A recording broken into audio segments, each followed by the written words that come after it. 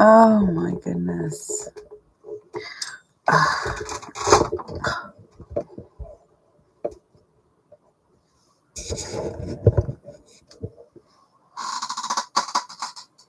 There you go. That's a little better. Okay. I'm trying the camera set. Get my glove on. All right. So now we're going to get everybody else started. I'm going to get music. Music! Oh, that is my ever-loving me.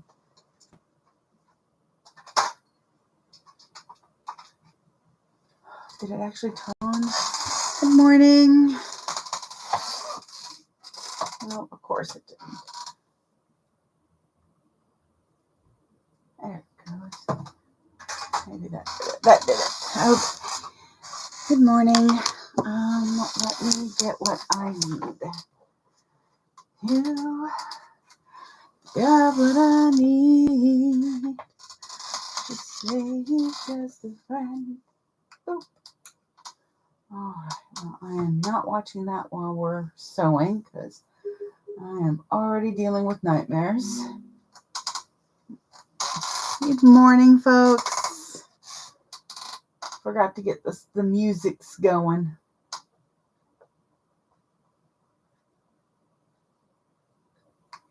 Oh God, that's loud. Hang on.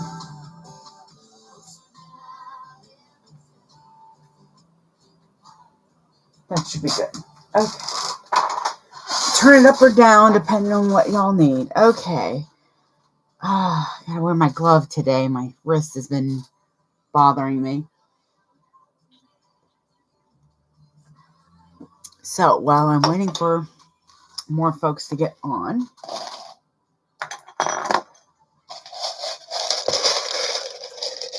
I'm apparently gonna poke myself with one of these.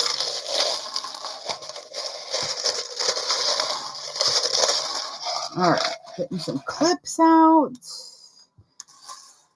Okay. So I've come out 8 classic zip around wallets to do, which even more so is fun because I do mine with a middle piece, a contrast piece, so that I can do one directional fabric. Funny thing is, I think I only have one fabric on here that's one directional. So I technically didn't have to do this. However, I like how it looks. I like the consistency of it. So I did not turn on my machine yet. Thank you. Okay.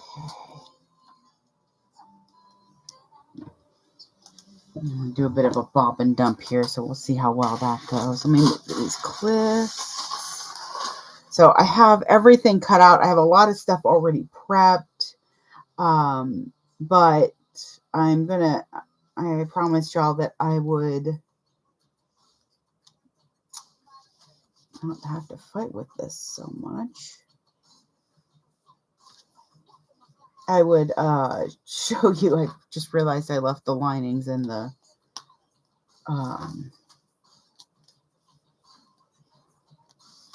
living room because I was trying to work on them while we watched a movie, but the movie was really good, so I was just kind of paying attention mostly to the movie, which is not a bad thing.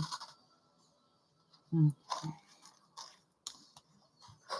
I'm trying to figure out how to do this so that I can get my life together here. Okay, how about, here we go. We'll go, there we go. That works. Okay.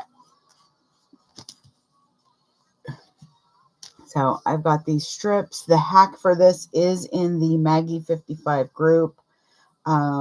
With this pattern, I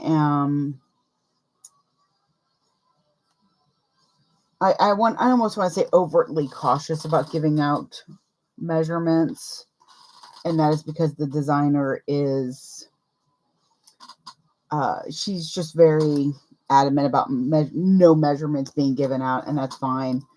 Even though it's easy to find the measurements on her Facebook group because somebody gave out the measurements for doing this hack. So if you want the hack, your best bet is just to go through and look at her Facebook page, Maggie55.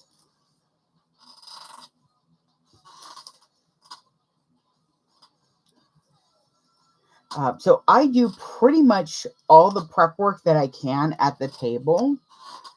Like this would have been clipped, but Monday I had to drive up to Noonan to get interfacing to be able, I thought, to be able to do these. Surprisingly, I actually had enough 809 to do them, but that's okay. That means now I have a whole new bolt and I don't have to worry about it. Because I will tell you right now, had I not gotten that bolt, I would have forgotten. And then when I was low on, when the business was low on cash, I wouldn't have had enough to grab it. And then I would have been upset. Okay, so by the way, if you do have a directional fabric, you want to make sure that you're clipping the end of the middle piece to the bottom part. And when you go to sew the top part on, you also want to make sure that it's the right direction as well. Baby, it's early. What do you want? Come on.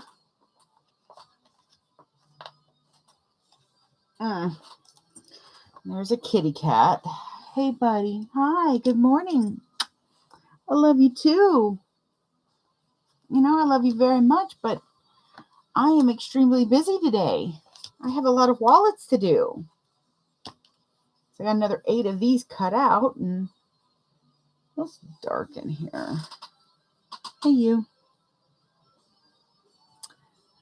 You are kind of in the way there, buddy. If you have questions on how the card slots are folded, I do have a video that I just posted both on the Tube and the Clock app showing how I fold them. Again, not giving any measurements, mainly because I use different measurements. Usually if I use different measurements, I have no problem sharing those. But again, I'm not 100% sure how the creator would feel about that. Some folks feel that it's an insult if you don't do the pattern exactly the way it's written. There's only one that I've encountered so far. I'm not going to name them. They are just one that I will probably and very most likely never sew live or probably ever use their pattern again as it is. And I do know that it was somebody I tested for, and they were not happy that I didn't like a drop-in lining. I don't like a drop-in lining. I don't like a drop-in lining when it's connected through the zipper. When it's connected through the zipper, it's almost impossible for this kind of machine to do that. A domestic can usually take part of their machine off, and you can have a faux cylinder arm. And if you have a cylinder arm, then you're not too bad off. But it wasn't just that I had an issue with. Her measurements were not good. I didn't like how she did the strap. I couldn't understand why she had, it was the most backwards way to do it. And I was like, I just let her know, I was like, listen, I did it your way once. I didn't care for it. So just so you know, I'm not doing it that way. And she's like, well, that's kind of breach of contract. I'm like, okay, well, first off, Wohas, you don't really have a contract with me. If you had a contract with me, that would be completely different ideology, but it's not how it goes. So I've got the other sides of the wallet here. I cut mine. My top's a little bit taller because I like having space to maneuver if I need to. And I've got my seam allowance for this at 1/4 of an inch. I'm only going to be doing one wallet at a time after this, but I want to get, it seems silly not to just do them all at once, especially when I know some folks want to see this.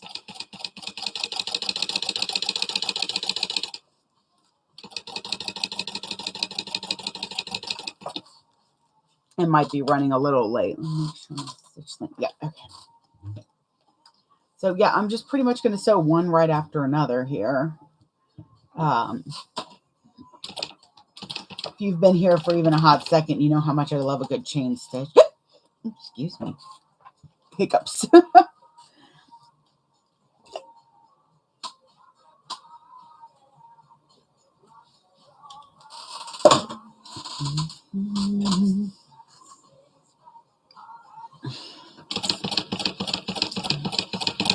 Sorry, I'm just listening to my cat meow pathetically in the background.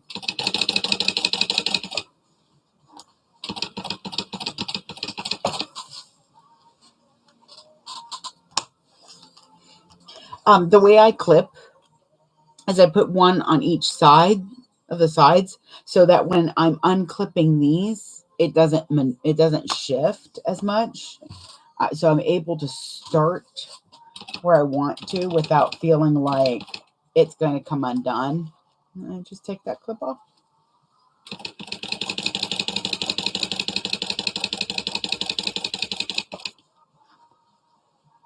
You want these seams to be really, really straight and even because it'll be noticeable when you fold it. Oh, no problem. Clutch, this is the classic zip around wallet by Maggie55. If you go in my bio, I've got my link tree set up with today's pattern, which is this one, so you don't have to go trying to run around. And my YouTube channel, Salty, is Chubby Bunny Studios. That should also be in my link tree. That could be a fever dream on my part, but I think I did put it up. I'm watching because I've got an old bobbin in here, and come on, there you go. If I'm not careful, I tend to just kind of keep going, not realizing that, you know, the bobbin ran out 5 wallets ago. RX, so I do a different stabilizer mix cocktail. Yeah, that's what I call it. I do a different stabilizer cocktail. What I start with is all of my inside pieces except the main exterior, except the main lining is done with 809. I love how the 809 feels. It gives everything such lovely crispness, especially the card slots. And I do not use Craft Tex. I have not used Craft Tex before. I don't have it in-house. So when I went to try this bag or this pattern, I didn't want to, one, I didn't want to wait for the Craft Tex to get to me. And 2, I didn't want to have to buy a lot of it and then not like it. No problem, Clutch. I thought something was peeking up out my window, y'all. No, it's just the wallets falling over in front of the window. Oh my God. I gotta stop watching horror movies. I gotta give myself a break. Ooh. So what I use, generally, my cocktail for the exterior in that is Decoville Heavy. The reason I tried that out was mainly because I had a lot of it after buying a bolt. I got a good deal on a bolt at one point, but most of the time you don't use Decoville Heavy except in the bag bottoms. So I had like a bunch of it. So I'm like, well, let me try this. And I love it. I love how it adheres. I love that I don't have to put glue down for it. And I use headliner foam instead of the foam that they use. And that's because, again, it's something that I have in-house. Because I do this mainly for production, like a couple times a year I make a bag for me or as a present. But because of that, I have to look at what I already have in house for production. Now, this is a very heavy production wallet, more so than the. Sorry, I'm listening to my cat skitter around out there. The necessary clutch wallet does not take as much prep as this one, but I do like that. But this one does so quicker, so it kind of has an even space with it. What are you doing? God, I wish I could have shown y'all. His tail is like this big. It is so huge right now. So I'll show you how I put my stabilizers on and all of that too. So I thought I'd just kind of do a start to finish. I didn't even, the only thing I did was I set up a couple of other things because it's just easier if I do them all at once. So I've sewn on one side. This is going to be the full outside body. I just like this little contrast piece. Plus it allows you to use one direction fabric. My other issue with Craftex is that it's very papery, and I don't mean like, because 809 is definitely papery. I'm just pushing these seams open a bit, and then I'll guide them open, and I'm just going to stitch down one side and then the other. So with Craftex, I worry what might happen if it gets wet. So I'm like, I don't like the thought of that, because I've dropped things in water and I'm in a state where it rains quite a bit at some points. I mean, it's not Seattle where you forget what sunshine feels like, but it can get there. Move these out of the way. So I wasn't sure how well that was going to do. Like, I don't treat the stabilizers I use the same as what you would in clothing, because obviously clothing needs to be washed. And your stabilizers will dictate if you hand wash it or not. Same with the fabric, of course. But I still like to know that if my purse gets wet, it's not going to ruin it. And I don't use waterproof canvas in these wallets because the waterproof canvas is just too thick. Which is good, because I have all this fabric up here that still needs to be used, and I just don't like using it for the outside of bags anymore. Nor do I use it for a lining. That's what I use waterproof canvas for. But fabric is absolutely perfect for the inside of wallets. Did I not charge this? I might not have charged my... It'll be fine. Kind of forgot it was there. So I do like to... I like to create a bag or an item that has more longevity, and fabric to me just does not have that longevity. Some folks, when they buy something handmade, they are very adamant about making sure that it is kept clean and they take care of it. And then there are, purse monsters like myself that just come in and toss their purse wherever it happens to land, or used to at least. I actually now have a place for my bag, so that helps. Now, I do know that my vinyl for my contrast is thin. So what I'm doing is making sure not to stretch as I pull everything apart. So as I'm stitching, I'm not pulling at it. You always want to, that is not going to work with the fire. Come on, you. Put that over there.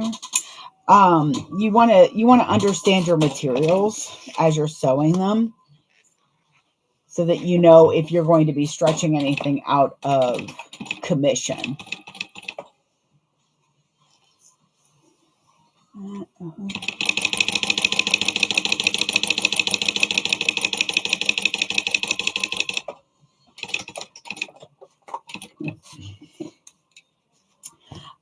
You can stitch this to where one side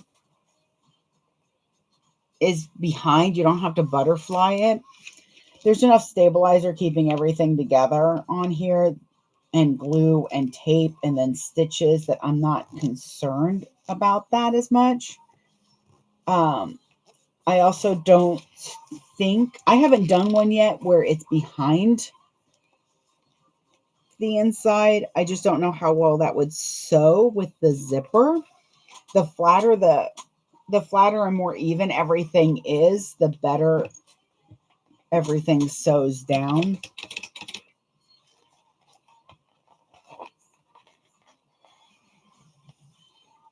But there's a lot of steps to do in this wallet, and I added a couple by doing this, of course.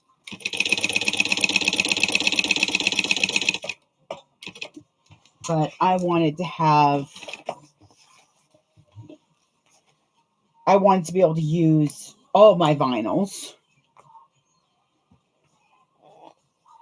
Now, if you do want to do fabric for this part, you could just put a,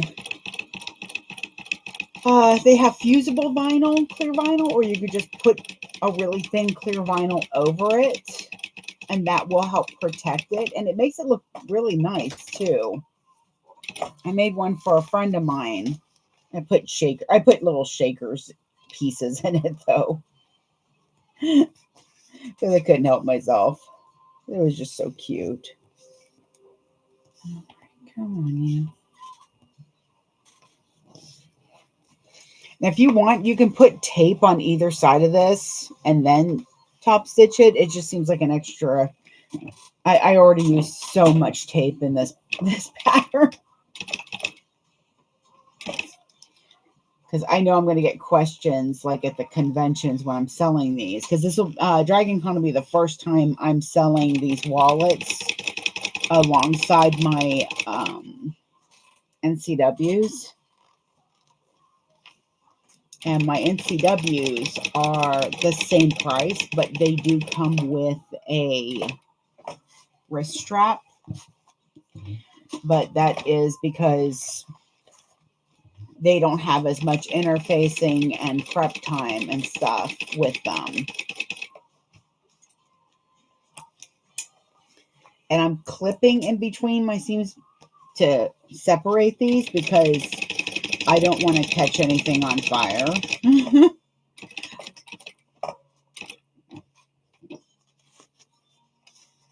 Wallets scary. Oh, well, wallets are, if you're not like too intimidated by like using vinyl and you want to do some wallets, the like the tall wallet from Sonar is a really good one. I think that's a really great beginner wallet. I learned to do the NCWs from Kittenish Behavior. I don't know if her channel's still up, but that's how I learned to do NCWs, and then I just moved on and made them my own. Sorry, it feels... I'm not kidding when I say this vinyl is thin, but it's just the perfect gold to go with these wallets.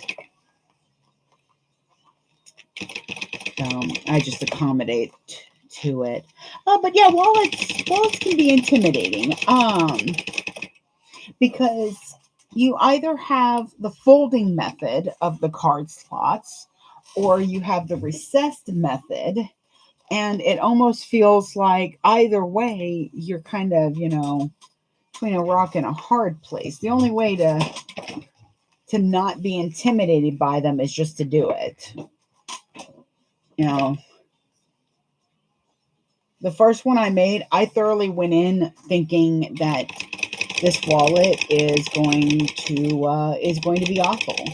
And my first NCW was awful. It was terrible. It was just patchworked all to hell and back. But I do remember after I finished looking at it and going, good God, I made this. I did this. This was created by my two hands and this sewing machine. I felt like a witch. I was a magician because I took these flat, weird pieces and I made this wallet. I don't care that it was a slight train wreck. Okay, it was a whole train wreck.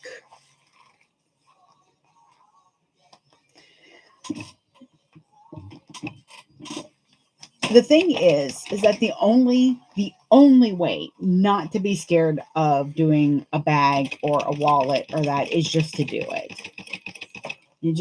You put it in your planner, you hold yourself accountable, and you cut it out. And then you leave that in front on, somewhere, like put it in a baggie and carry it around with you.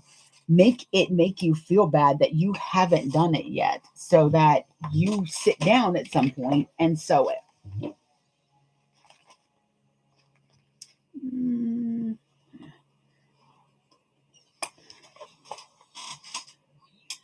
I've got a contrast thread going here, so I have to make sure that my top stitching looks nice.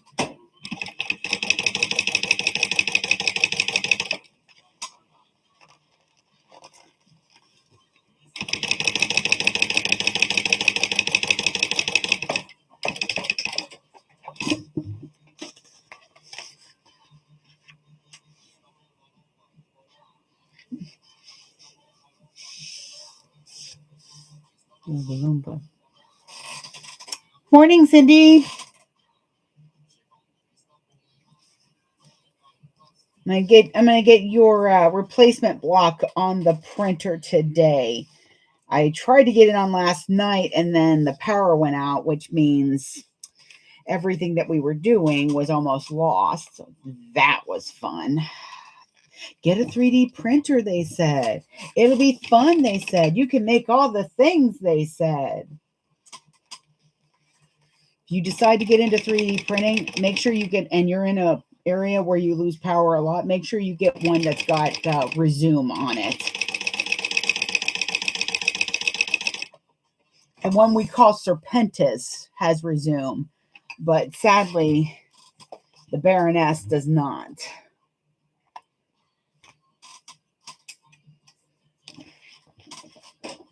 And we call them that because they're both cobras from Anycubic.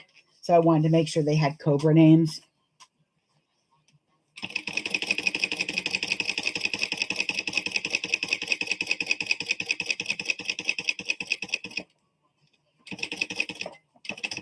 And I always loved the Baroness on G.I. Joe. I always loved the wrong people. Oh, my Lord. I did not get much sleep. At one point, I woke up. There's a horror movie called It Follows. And, like, not a lot of movies scare me. Like, they'll unnerve me a little bit. But the first time I watched this, I was absolutely terrified by it. I don't know if maybe it was the way the creature moved or how it was, how only certain people could see it. But I can't wait for the sequel. And I really like the movie because it's a good movie. But I was watching part of it last night and before we watched Run, Sweetheart, Run, which is really, really good. So I'm usually fine. Like I can usually find the logic. Like the grudge doesn't scare me. Come on, man. There you go.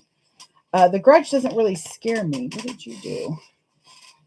Because I don't know anybody who's been in a scary or in that kind of house, really. So I feel like I'm far enough connected from somebody like that. So my logic can do that. My logic can build up that type of thing.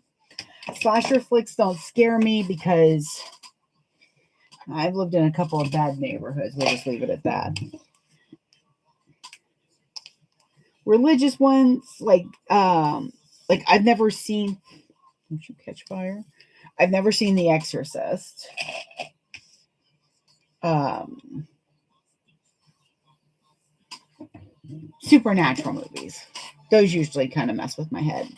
But I woke up in the middle of the night and could not get back to sleep because I found myself just like staring into the darkness, trying to make sure there wasn't anything there. To the point that I put the flashlight on both my phone and my iPad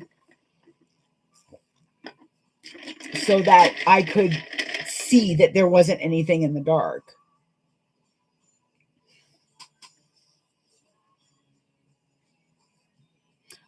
Which movie? It Follows? Because if you're talking about It Follows Twilight, yes. Love it. Absolutely adore it. And there's a sequel called They Follow, and I cannot wait for that. Saw the trailer for Smile 2, and I'm like, okay. Bring it on. Give me on my horror. I don't need to sleep. It just means I can get up and do some work. So I have that all top stitched. And what I'm going to do now is make sure that the orientation I want is pointed up. Exorcist. It's Stigmata. I did see Stigmata. It's because I have to think. Gabriel Byrne is in it, and I absolutely adore him. The problem is I like Peter Gabriel, the singer, as well. And every once in a while, I'll be like, "Oh, I love that movie. Peter Gabriel is in it," and my husband will whisper, "Gabriel Byrne." I'm like, "Gabriel Byrne's in it. He's amazing." I just like slide right over it. But my brother picks on me because I always mix them up. But yes, I did enjoy Stigmata. In fact, I haven't seen that in a while. I've been on a real early aughts horror movie kick lately. And I really think I should at least watch The Exorcist, even if I'm not into like religious horror movies. I've actually been getting more into them, and I blame The Conjuring for that. That was kind of my gateway religion horror. Why are you making so much noise, laptop? You're fine.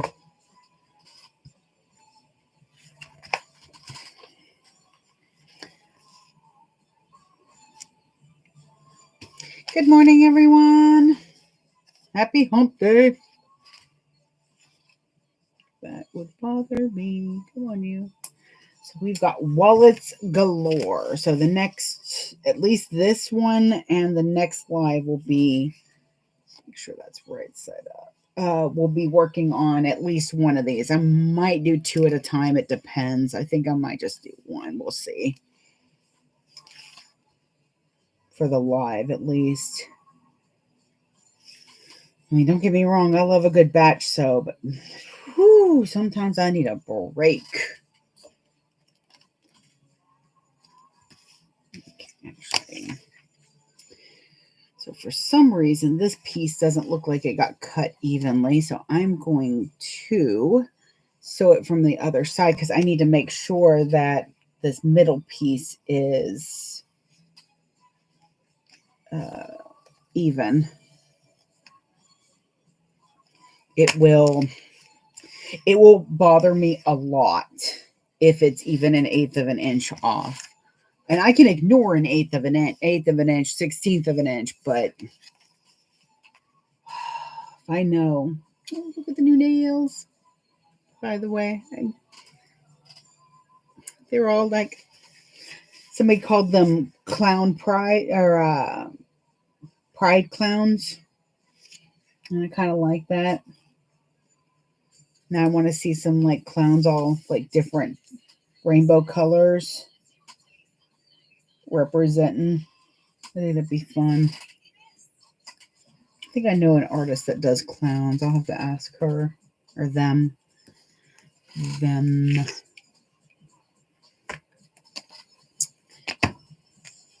And we're just kind of going through. Do that side. So I have a little bit of salvage here, but I don't want to put that towards the middle. I want to put it towards the top. This way I know it's folded over.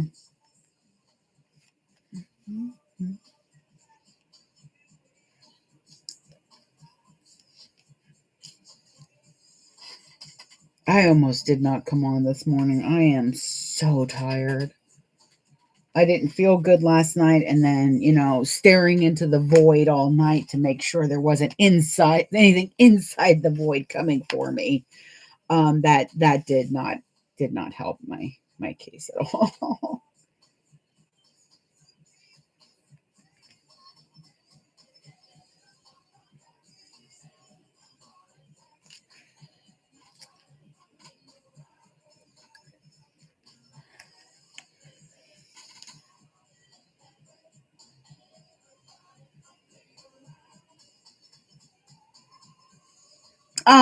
Yes, I have seen the Nun movies. Good morning, Cynthia. They do have that rainbow bright feel to them. I think if they didn't have all the dots, they would definitely be more rainbow bright. I might see if I can draw out some stickers to put on them for a rainbow bright one. I do enjoy the Nun movies. I pretty much like all of the Conjuring universe.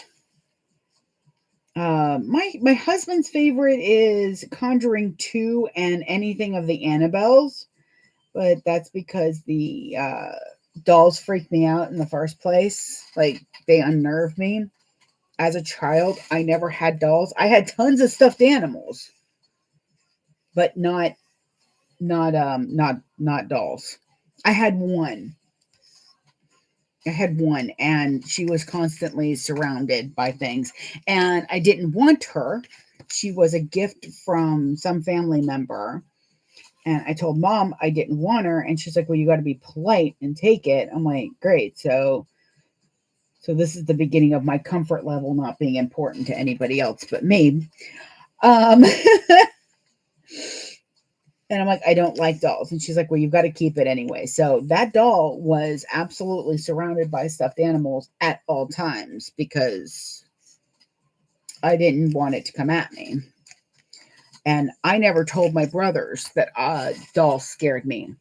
Whenever we were around dolls and that, I acted like nothing was wrong because I knew what would happen if my brothers found out about that fear. They would have been moving the doll all the time. As we got older, my brothers then discovered that I wasn't afraid to kick, claw, or bite. They were guarding. That's right, man. I had some great stuffed animals. I still have a lot of stuffed animals. I have a Figment doll that Jess from Wish Upon a Star calls my emotional support Figment. She's not wrong. Because that's what sleeps with me every night. But mainly it's so that I have something underneath my elbow. Sorry, a U-Haul truck just went by, and normally the only reason I see a U-Haul truck around here is if my husband's driving one home. So it's like, is my hubby coming home?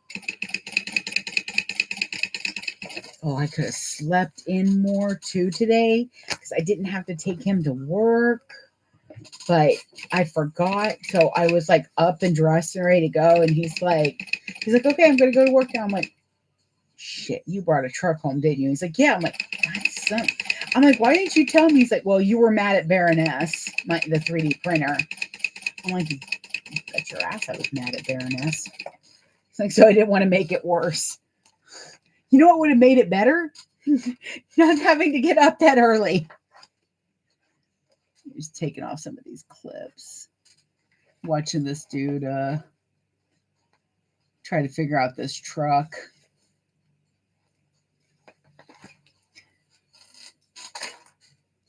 Listen, backing up U-Haul trucks is no joke.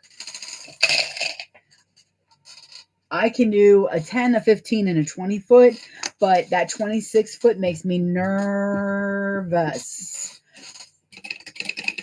Because it's really, really hard to see where your back end is. I need U-Haul to put like little cameras. Sorry, it's very distracting. Because I'm like, dude, where are you going?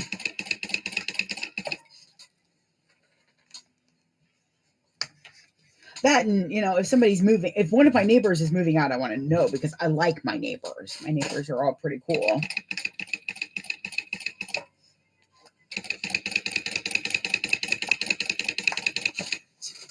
Dang, this is the bobbin that will not end. I mean, I'd probably just jinxed it, but.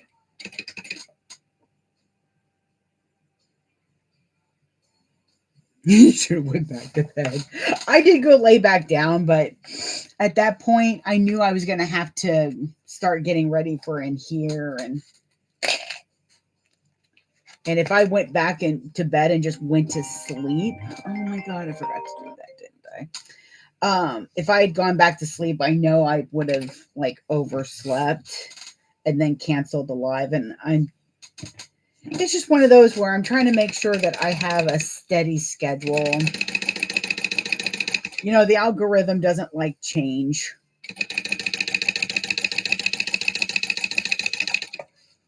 Dang, I just keep expecting this bobbin to run out. It'll run out when I'm top stitching, probably. Oh no, that did go in. Well, maybe because he's got a college kid. Oh, good. I wish I would have known our neighbor needed a U-Haul. I would have sent them over to Aaron. Help them out a bit. But they've got a kid, I think, that just graduated high school, so he's probably going to college. We lived here for a full year before I knew what three of our neighbors had children. That's how quiet and cool our neighbors are. Hi, Joseph. All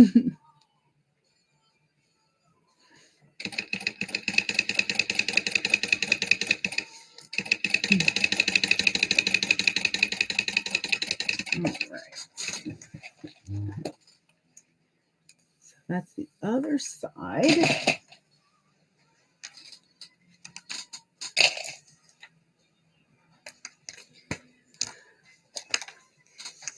The demons that you're hiding from, when all your promises are gone.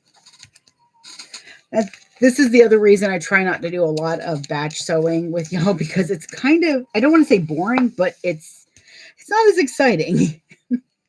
It's watching fish and not Shark Week. Guess it's the difference between a screensaver and Shark Week, maybe? Maybe that works better. All right. But once I get this done, I'll focus on just one, and y'all can kind of see how that goes. Those away, so they're out of the way. So now I'll have a full body.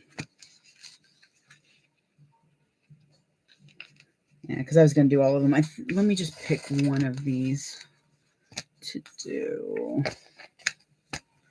We'll do the Doctor Who one. I'm just going to put these over here. That bothers me. I was just going to do one real quick and get that going, but honestly, it'll take me no time to just go ahead and get these top stitched and ready to go, and then I can fiddle with them tomorrow and finish my movie. or this afternoon, depending on how I'm feeling. Cortisol. So I'm finding out some fun stuff with my ADHD, that I have a cortisol. I want to say cortisol imbalance, because if something was actually imbalance on me, I think I would fall over in shock. So what that means is that it's high when I go to sleep and it's low when I wake up. I have trouble getting to sleep. My mind will not shut off. I do have some trazodone.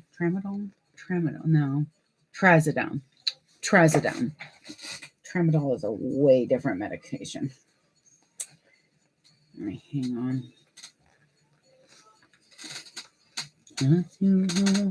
Not too strong. So I do have some trazodone that I take, and it's not actually a sleeping medication, it's for anxiety. But it has been a lot better since I started taking that. I do actually have a chance to fall asleep. But I still have problems when I wake up. I'm exhausted, and then like around after lunch, I am so tired. I know I could go to bed, which is, don't do that. It's the worst thing to eat and go lay down.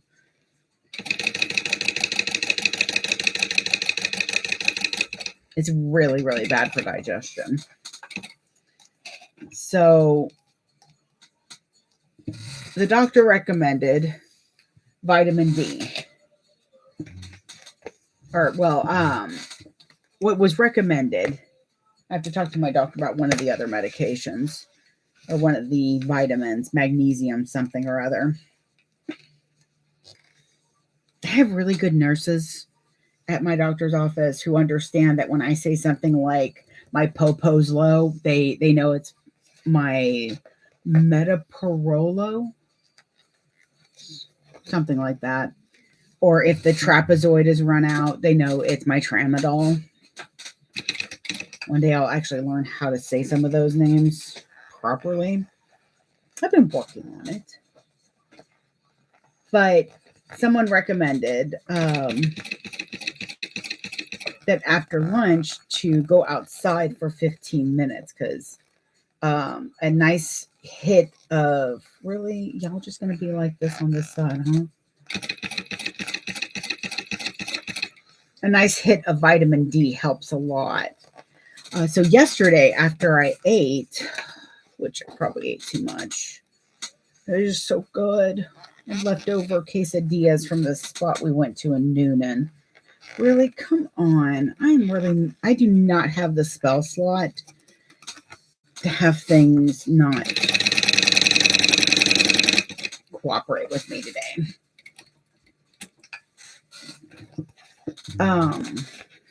Anyways, so after I ate, I went outside and replanted the rose bush that I got, because I knew she needed to be in the ground. I call her Rose. I'm not that imaginative sometimes. I call her Rose, and I call the blueberry bush the Professor. I don't know why I call him the Professor. It just seemed like that was his name. But the person who lived here before in the garden bed, like, I don't know why, but she must have put like small pebbles in it or something. So I'm having to prep the land, which means watering it a lot for a couple of days and then digging around and getting all of those loose rocks out, just so that I can put the Professor in there so he's got enough space to really like stretch those roots out. But I did feel better after being outside for a few and getting Rose all set in the ground. So that was kind of nice. So I think what I might do after lunch today, even though all I want to do after lunch today, I know, is to go lay down and go back to sleep.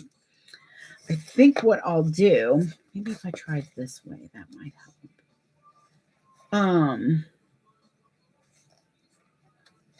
Is I'll see if Charlie wants to walk around outside for a few minutes. He likes going outside, and I've got a harness and everything for him. He's just not a fan of it. My little buddy, if you want to go outside, guess what?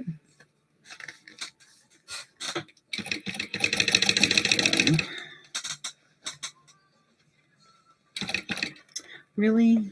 Fine, I'll just take my foot completely off. Here we go.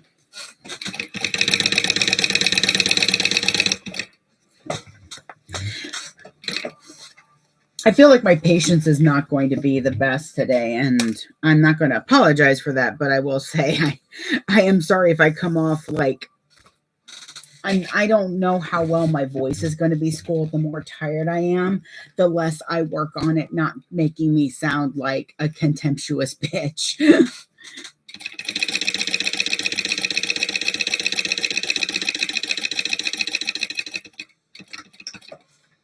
That's something that my husband's come to understand, is that I work very, very hard to sound like a normal, happy person.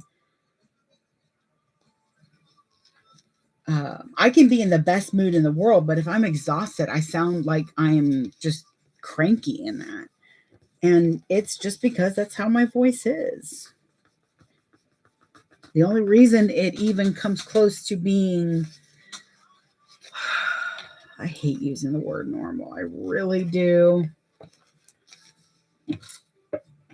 Not resting bitch voice.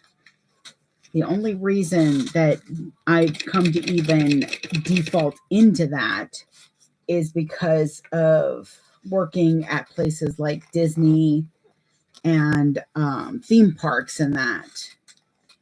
You know, you can't have resting bitch voice when you're on the phone with people. First of all, because everybody takes it personally. And I'm like, it's not personal, it's just how I sound.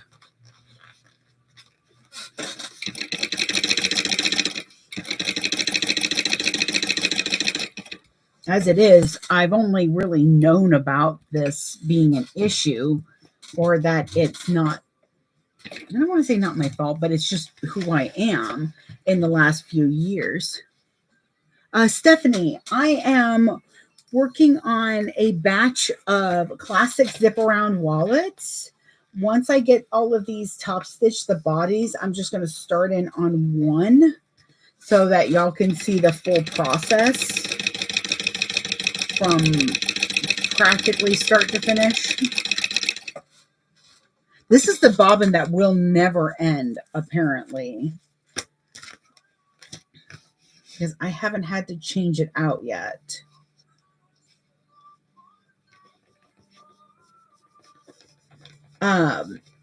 This is a great place to do a bobbin dump, by the way, is when you're doing this part of it. From here till card slots, you can get away with not having it match. Oh, Cynthia, I've got it on my, it'll be on my YouTube, on the tubes. I also uploaded here and on the tubes the card slot folding process that I use.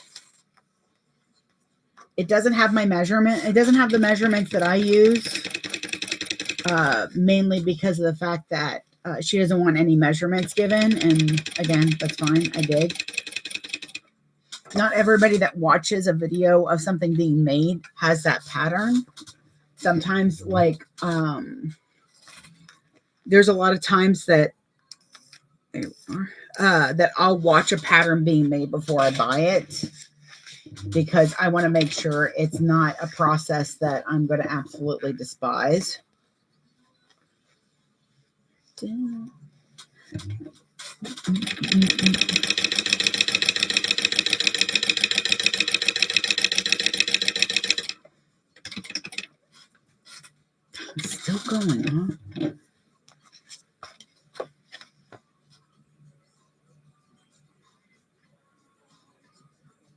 a good quality company. Thanks, Cynthia.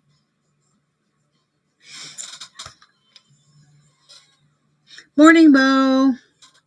Oh, Bo, this is my one of my tension gloves. My wrist has been acting up a little bit, so whenever I start to get even in a little bit of pain in some points, I don't want to say overreact, but boy, do I double down on what I need to do. So I've already taken some arthritis medicine, put a little bit of arthritis cream on it, and now I'm wearing my gloves so that the wrist doesn't get worse. Thank you very much. The leopard print, when you get real close, actually has the Marriott carpet pattern. And if you're a the tumbler wraps.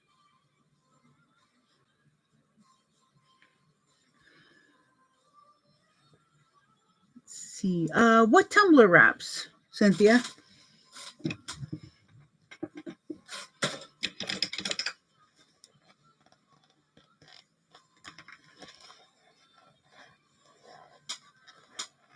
Because for this, I get this vinyl printed. This is my design that I drew up. And you'd think drawing leopard spots would be easy. It is a little bit more difficult than I thought it was going to be. Come on. I'm going to get this bloody vinyl not wanting to work with me.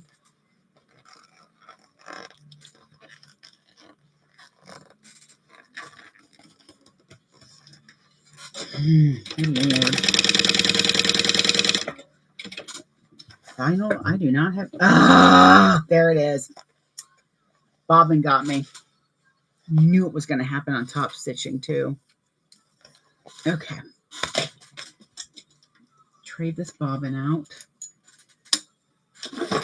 Bad bobbin.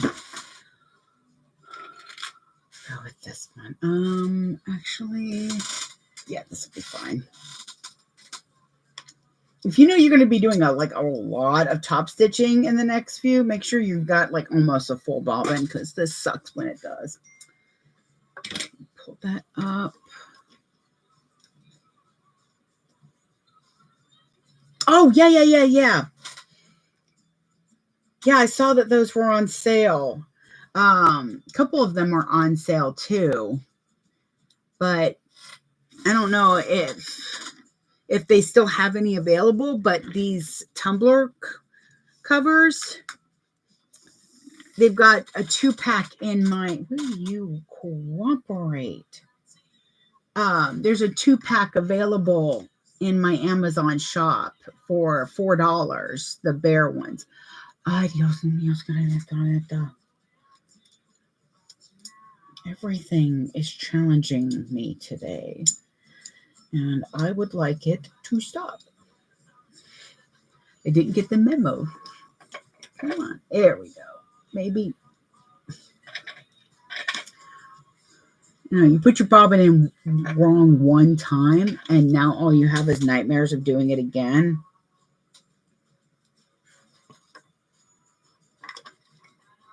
Where the heck are you? No, usually I was gonna have to hold on. Fine, I'll pick those stitches out. Okay. This is when Liz gets really frustrated and probably should be on the couch with a loaf of bread and jam. Come on, you. I just want to have a Paddington day. There we go. Good night, Nellie. That should not have been such a quest.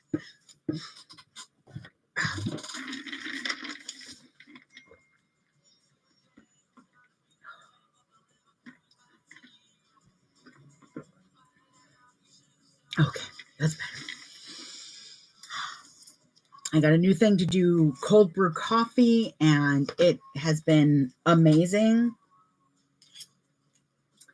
Oh no, we're not playing that game either. I see you. There we go.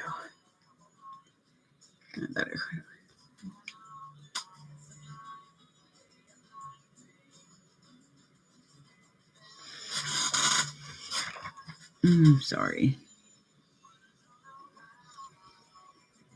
Boop, boop, boop. Good morning, Misty. Sorry, I was fighting with my machine.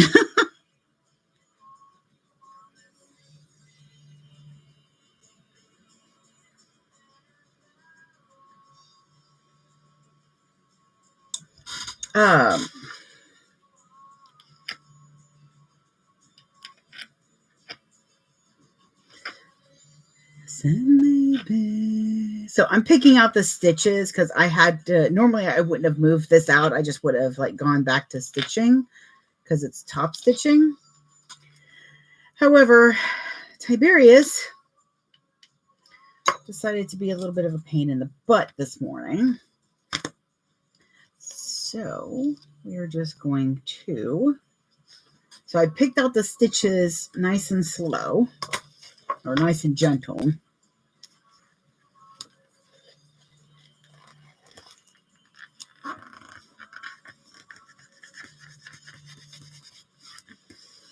Press this down a little bit more. No, stop that. Stop that. There we go. Okay, so I'm going to start and back stitch, and then I'm going to get in to one of the holes right there.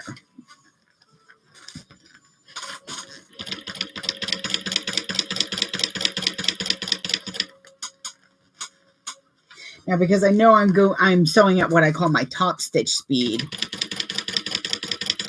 I should pretty much hit every one of those holes. And hot dog I did. Hot dog. Oh, what am I doing? Let's go to the other side. So excited that that worked. Come on.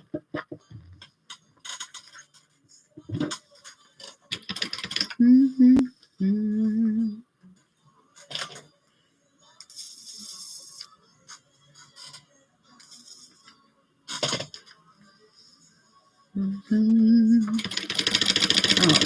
sorry about that.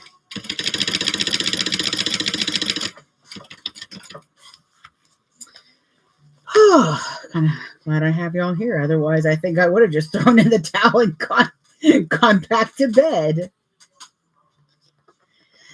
And while that's not a bad idea, I also know the repercussions of doing that. I would be very upset later that I hadn't used this time because I am in crunch lockdown beast mode of getting this done.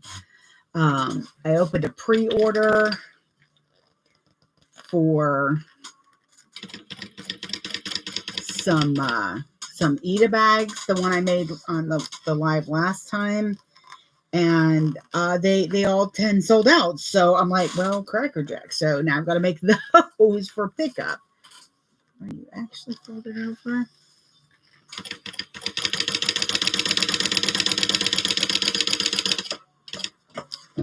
Normally I can feel whether it's folded over, but again, this vinyl, the middle vinyl is thinner than the outer vinyl. So it's hard to tell if it's actually folded out.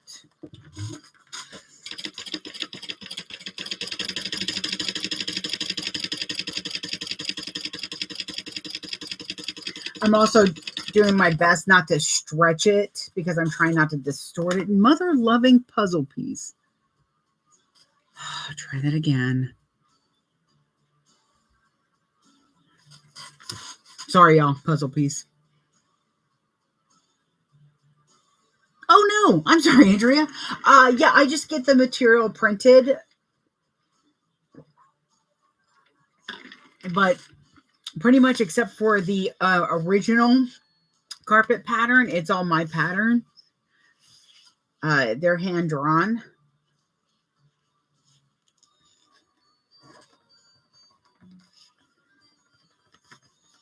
There we go. Tonight.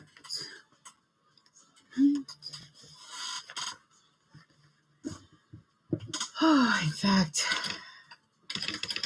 I'm trying really hard not to order more vinyl. Because Aaron's like, sure, go ahead. I was like, really? He's like, yeah. When are you going to sew it? I'm like, fuck. In my sleep, he's like, baby, if I thought you could sew in your sleep, I might let you do it. Just really want you to have some rest. I'm like, I know.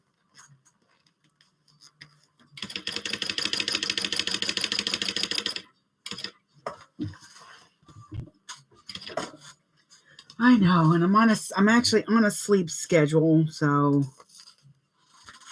I don't want that messed up. Really don't want my sleep schedule messed up. I worked very hard to get to it.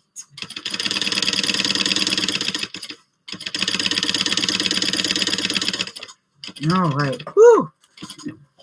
That was the final one. All right. So let's do the leopard. Let's do one of the leopard ones. No, we'll do Doctor Who. Okay, the rest will get taken care of later. I'm gonna put you. Oh, those are the card sides. Where's my other drawer? Sorry, y'all. I'm just trying to get my drawer set up. Here we go.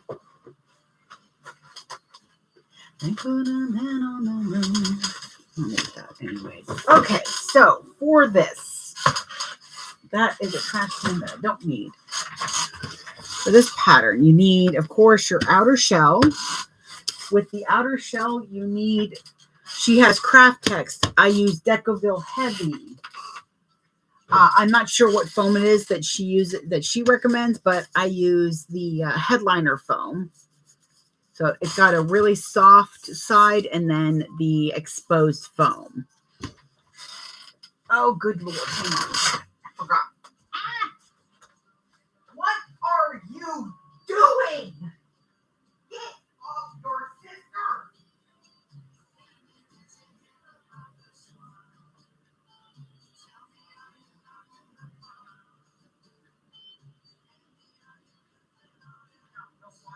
That was a good idea.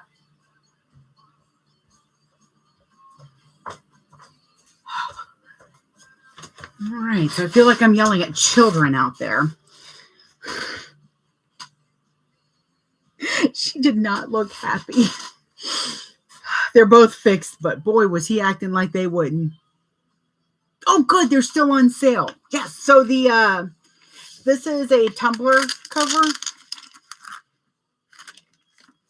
I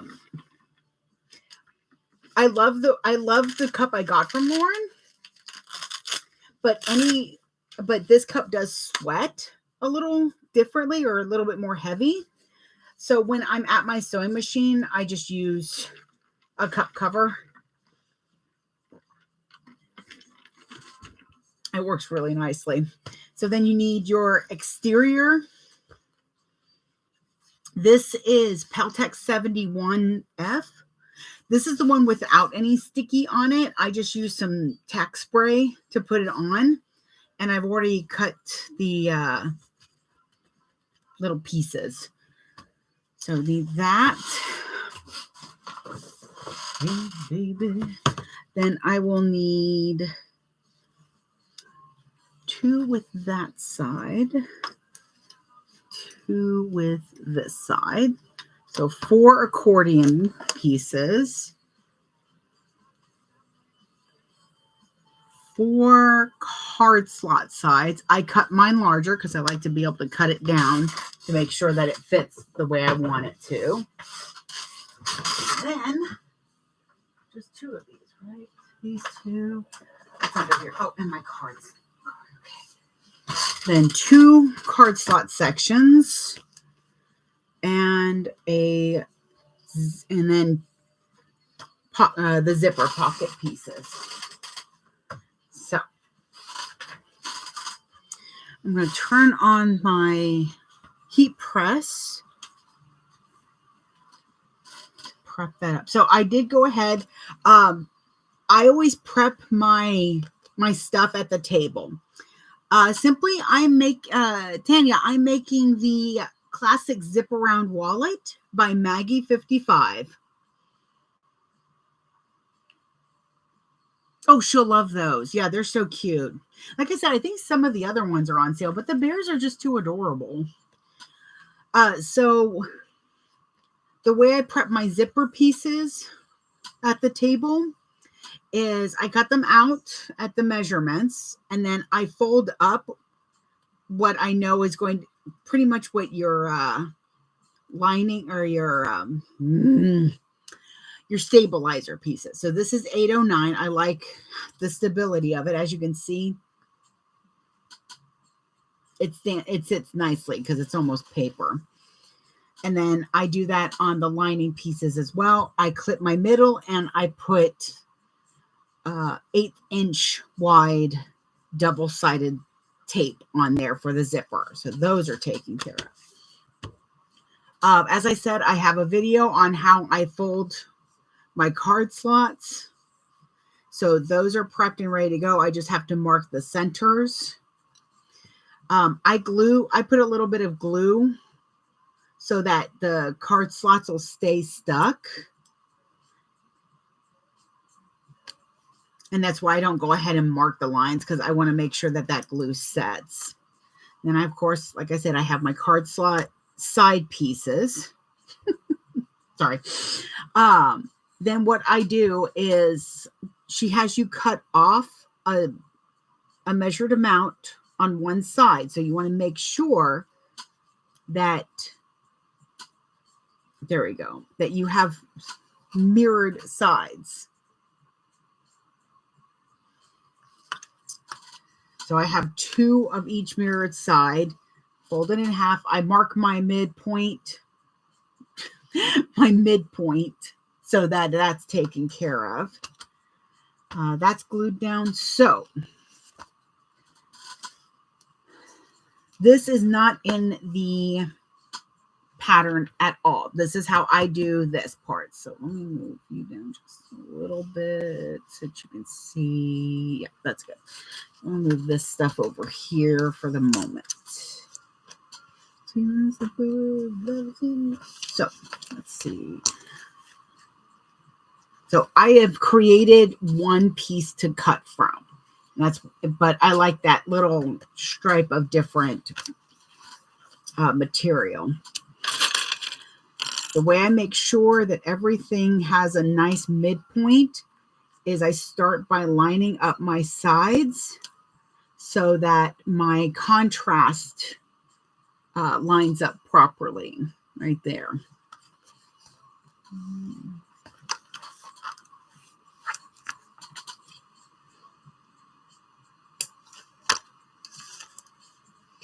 I don't crease, but I do know at the top it's going to get folded over. So, okay. So I've got my top and bottom centers. And now I'm going to line up again my contrast piece so that those line up, because I really want to make sure that everything is centered properly on here. That one comes off. All right, then it's a lot. It's a couple of extra steps. I'm not gonna lie, it's a couple of extra steps, and it feels like a lot extra sometimes, especially when I'm doing it 500 freaking times. Where are you at? There you are.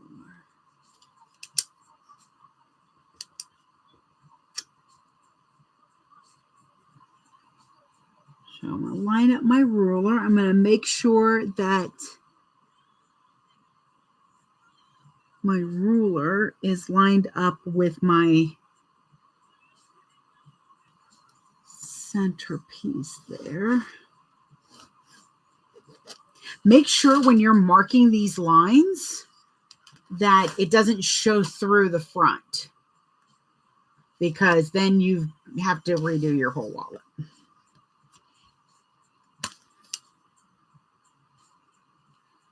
Verify that everything is correct there. And a light line down there. Now, the reason I do that is so that I can center the pieces. Okay. Then you will need your 3 pieces. Morning, Carol. So, I start with this one. Make sure that my lines are dark enough there. Okay. And I use my little arrows. Make sure everything is all centered. Not just a little bit this way. Now, your piece A, which is your exterior outer cutting piece, that is a guide. It does not have to be perfect. It's going to get folded over your stabilizer. So that's what you really need to make sure is cut accurately. So I was able to make friends enough with, this doesn't have its nice markings like my other one does. So I was able to get the Cricut to stop fighting with me long enough to at least cut out the piece for me on some cardstock. Because even when I laminated mine, I think I cut it out a little bit awkwardly. So all the curves aren't exactly the same. And while I was able to fix that in post, I didn't want to have to do that extra work. Then I tried to have it cut. And my Cricut is not a maker, it's an Air, so we're not friends, the Cricut and I. So I have this is piece B. This is your stabilizer. This is the piece that you want to be cut so nice. So right now I am lining up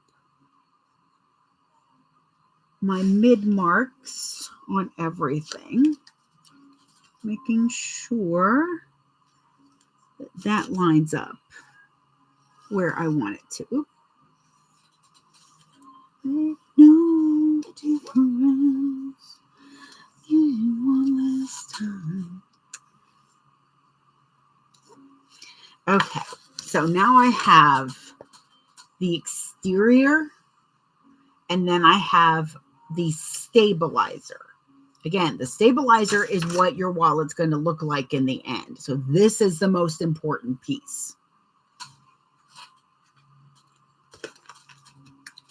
Then I take my foam piece, and I want it as centered as possible. And all I do is make little marks along the sides. Okay. Just like right there. That's just so I know where to put the foam and then where I can put that. So let me get those away from the heat. Okay. I don't use glue. I don't use the glue she recommends. I don't know what she recommends, actually. I hate to say it. It's been a while since I've looked at it. Where the frog did my glue go? Did he steal my glue again? Hopefully. Mother of God.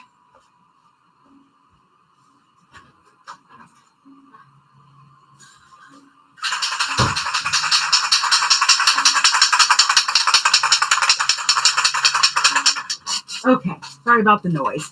You got to shake these cans real good. So, I do like a spray glue. It coats better, dries quicker most of the time. Right now, I'm using just a tacky spray. when I put the foam down, I like to put the soft suede covered part against the fabric or the outside material. So that means I'm going to spray this uncovered section.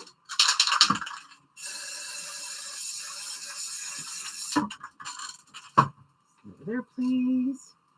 Alrighty.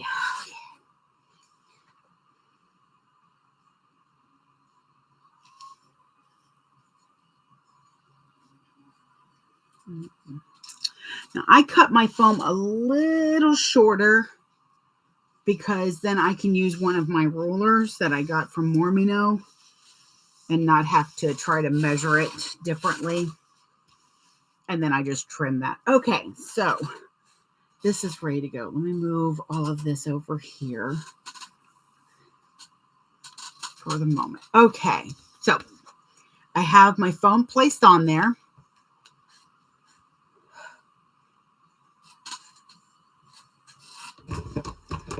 Where is it? Sorry, hang on.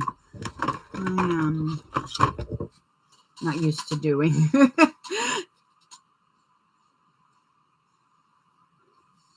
There's something different about muscle memory and then explaining as your body is just trying to do it. So I'm just going to put a few pieces of tape. The only reason I'm putting some tape is because I don't want it to shift out of these lines that I created.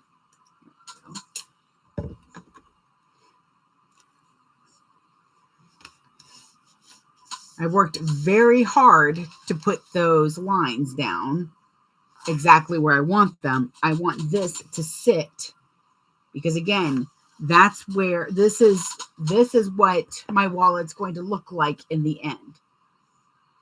This is how it's going to look because this is your baseline. This is what you're folding over. All right, so just going to make sure that everything is lined up. Okay. So now I have that. Now I'm going to press this down with the Decaville Heavy and the glue.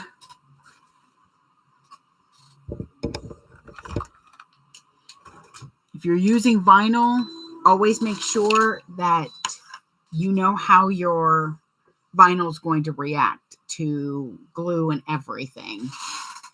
Anytime you get a new vinyl, cut off the salvage piece and do all sorts of nonsense to it. Glues, put it under the heat press.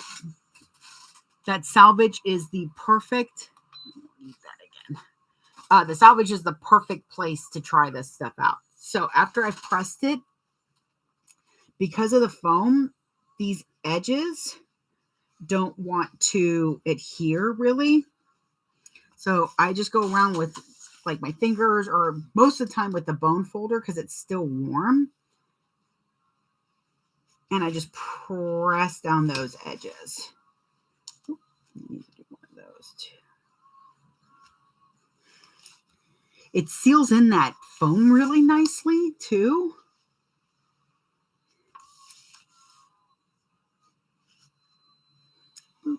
All right. And then, boop, and then I just kind of press it down and get it to cool. Kind of get that to cool down while that's doing that.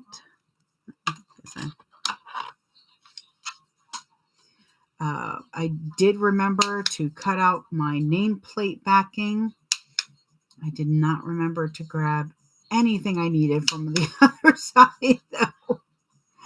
So I need a name tag and I need a bunch of zipper pulls. Okay, so there we go. That's how I get to this part. I'm going to use these.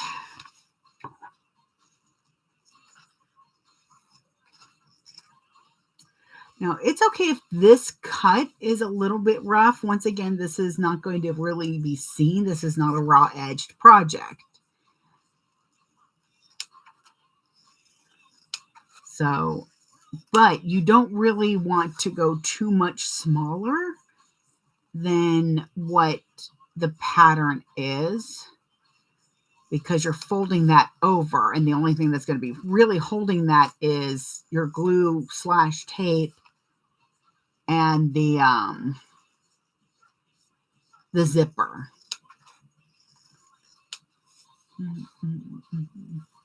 I thought I heard them talking about Becky. There we go. Okay, so that's scrap. You kind of start to get an idea of what the side's going to look like. Same with the top. And that's going to look nice. Okay, so I'm going to set this aside and let this cool. So I was kind of excited to show y'all the way I do this, because I use stick glue. And you know, when you get to the bottom part of the stick glue where it's just, let me see if this one, where's this one of the new ones? That's one of the new ones.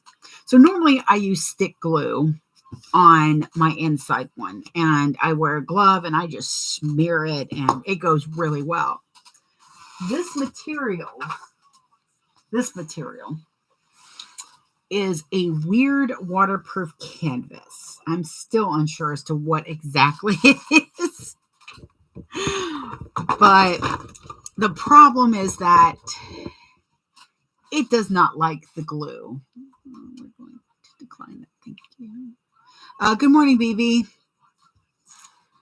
So it doesn't like the glue. I tried for like a half an hour last night to try to get it to do that, and it didn't like it. So we're going to use tape. I don't want no. So we're going to see how well this goes. I don't know how well it's going to go, but we'll see.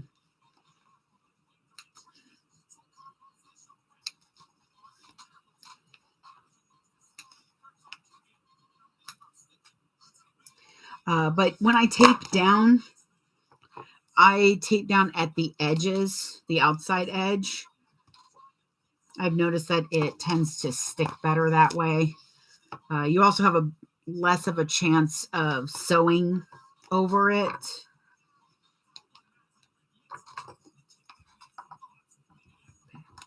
Come on, you. So I'm just putting it around the edges of the fabric.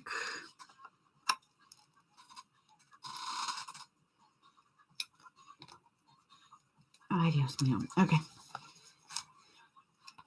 It's very similar what I'm going to be doing with the inside or the outside piece too. Except it's a lot easier to tape it. There we go. Boop. All right, that should do for now. Okay.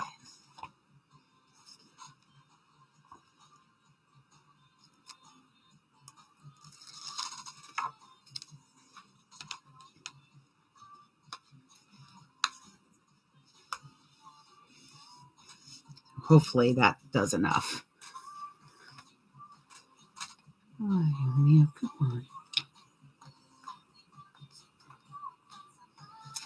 So I do like the straight edges first. Maybe.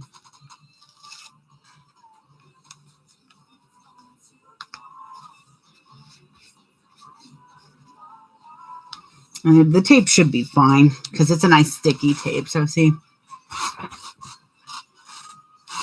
kind of move myself a little bit over here so everybody can see.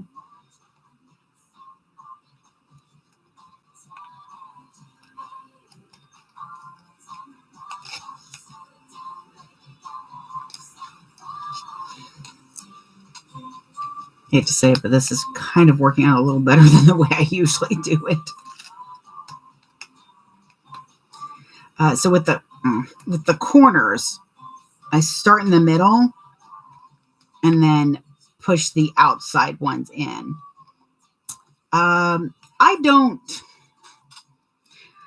I take care in these, but not as much as I do on the outside ones. Really?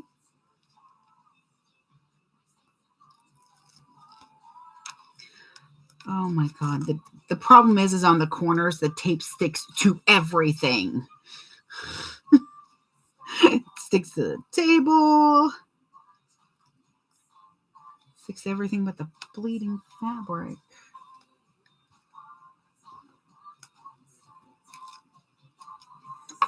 Okay.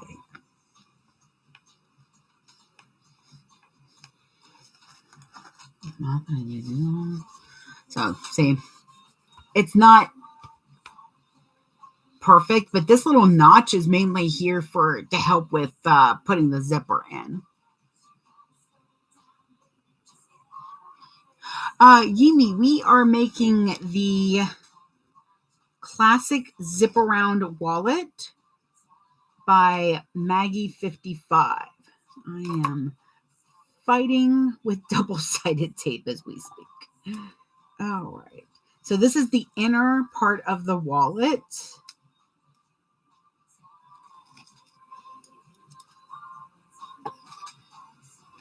I'm just getting these straight edges in.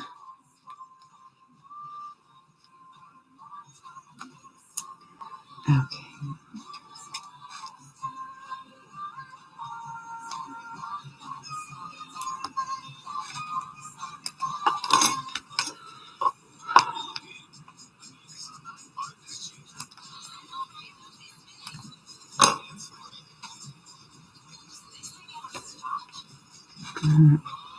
That'll be fine. These curves are a pain in the butt sometimes. I'm going to have to do this other side first for these curves because the tape keeps getting caught on everything. Be a supermodel. See, when I'm doing the glue, I can pull it in a bit more and not have to fight with tape not sitting where I want it to sit.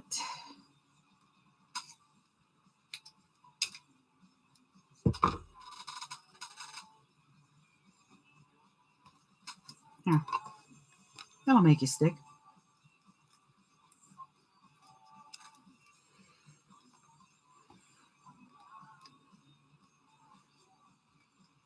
This is definitely where I say be careful, be wary of your materials. What I should have done is done the this golden rod for the inside part, for this part. Because I know this part is thick, or this fabric is thicker.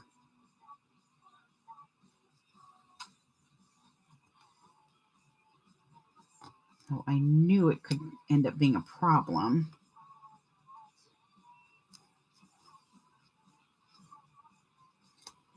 Come on.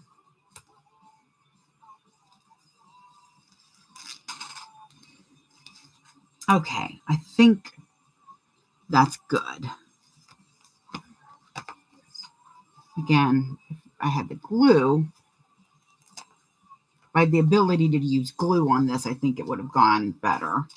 Not as fast as this, but it looks better to me so I will probably try glue again on another set. Okay, but there's our inside.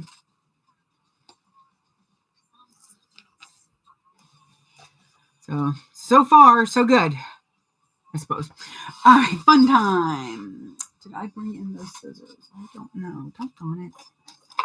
Well, I think I left them out there. So I'm going to set stuff aside. When I set stuff aside, I try to set it to where what I'm going to be grabbing in certain times.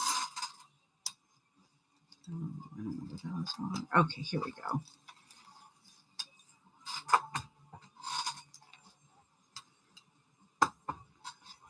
Stay. Okay. I'll put my zipper tape over there for the time being.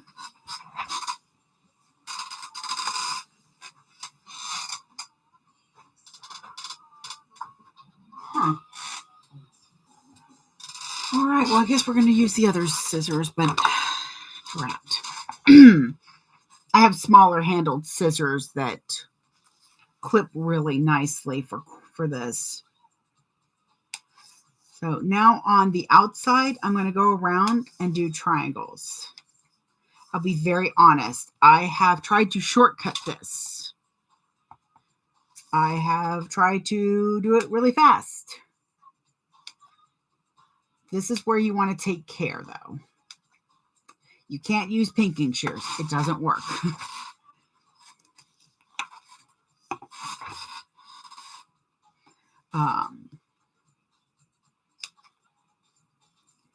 You want to try to make sure that you're not overcutting, that your cuts are meeting right at the triangle. And I try to make sure I have a straight line going in on the to go here. So when I start, I cut straight down, then I go at angles, and then I try to end with a straight down cut. That's going to help when we're putting these straight edges down. It's also going to help with your putting in those little triangles. So right about here, angle, and then I just go at an angle.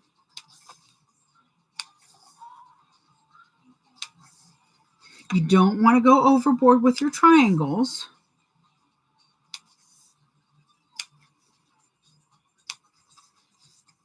You don't want them too big. But I will say, you know, the more material you're able to safely take out, the less material that has to be folded into it. You also don't want to go too close to your stabilizer. You want to be at least 1/8 of an inch away.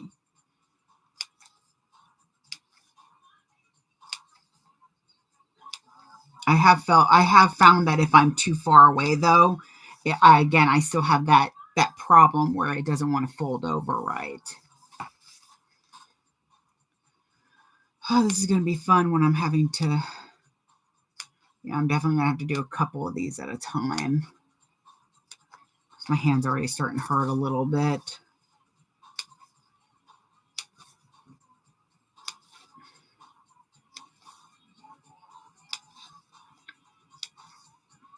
Maybe after lunch I'll play a little Diablo.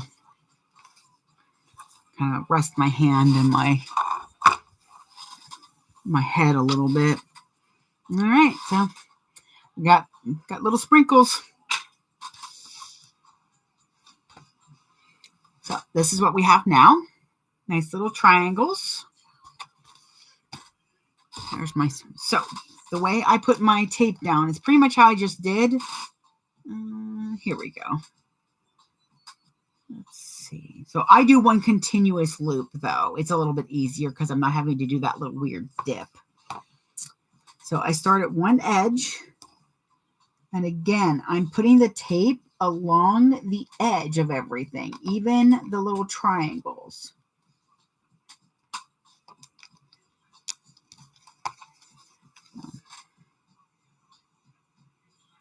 And it's just one continuous loop.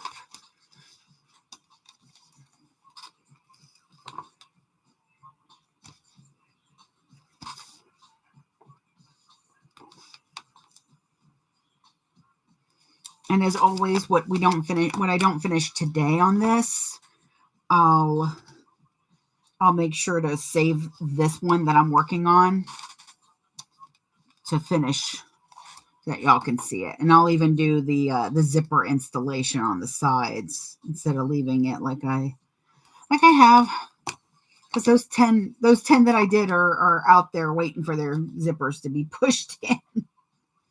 Okay. So when I get back to my circle, I cut off right at the edge of that last triangle.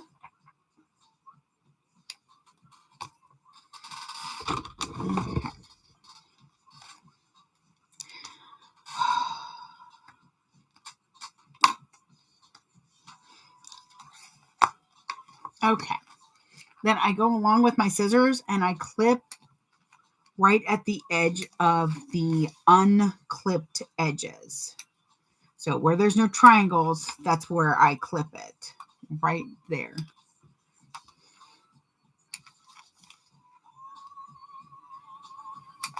Okay. Those away. I need now my roller and my screwdriver. I think that's it for right now. Okay. Oh, I love that screwdriver. I just hate that it rolls around everywhere.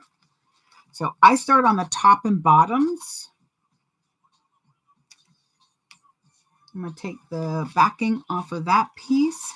Now, one of the mistakes that I made in the beginning is pulling these pieces too tight. You don't want to pull, really push over it. You've got your middles marked for a reason. So make sure that your middle is still going to your middle line. Push that down, and then I gently line everything along. So I'm not yanking, I'm pressing over. Okay. I'm going to do the other side.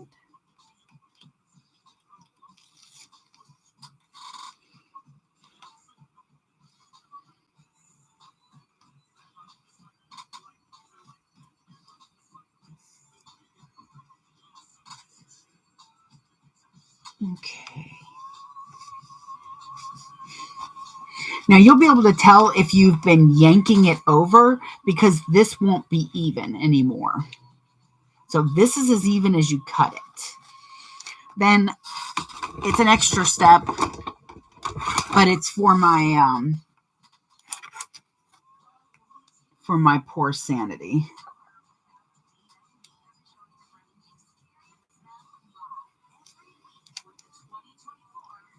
So I put my ruler line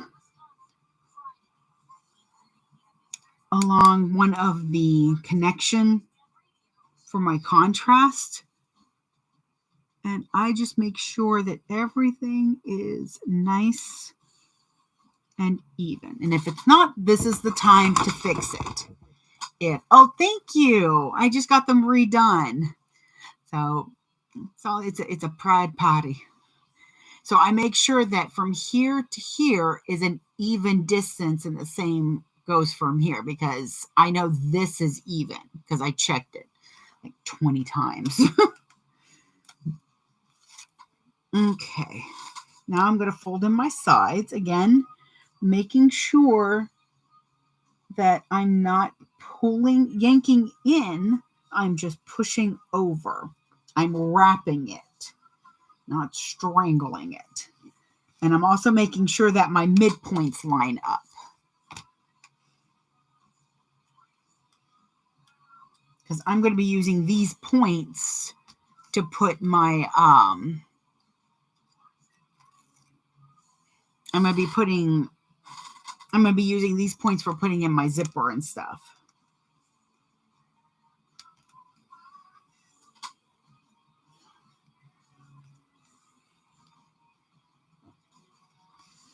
There we go. By not yanking it over, you're going to have a much nicer wallet. See, there we go. Now comes the fun. Let me see. Trying to see how to make this. Oh, this is the one you can see. Duh. I'm going to go over. If your vinyl's thick right here, you can take your seam squishers and push those seams down. There we go. Nice clean seams.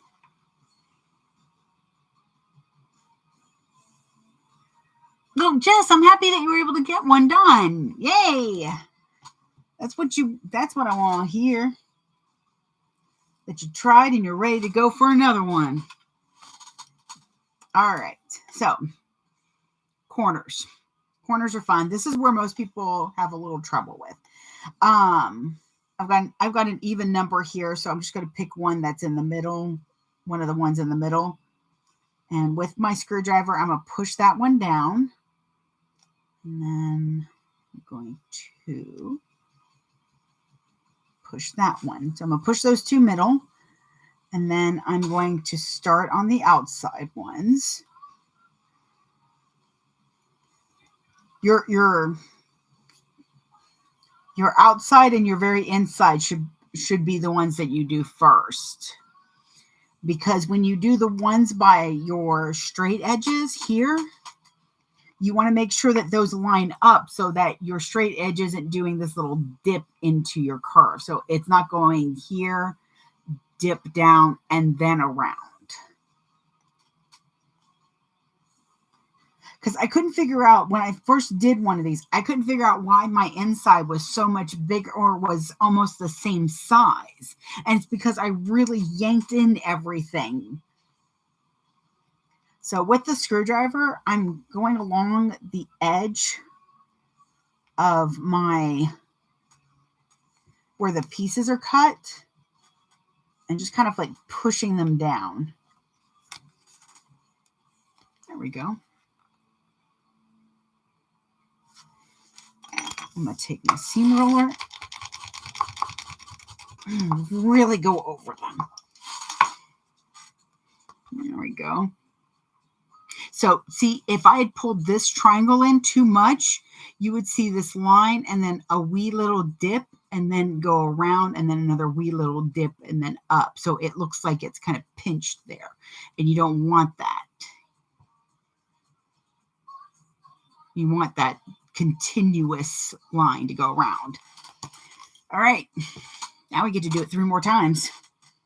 Oh my Lord, this piece right here.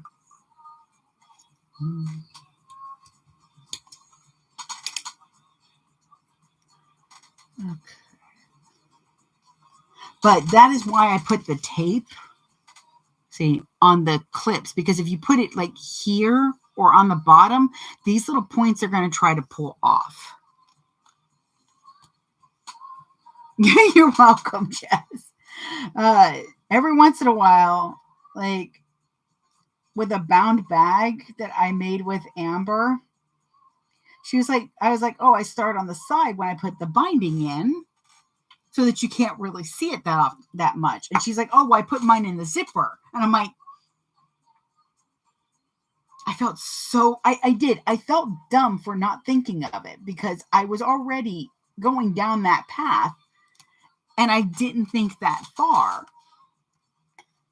So it's like, and she had to tell me what I tell people is I don't feel like you're not that kind of sewist or that much an accomplished person in something just because you didn't think of something. We all don't think alike.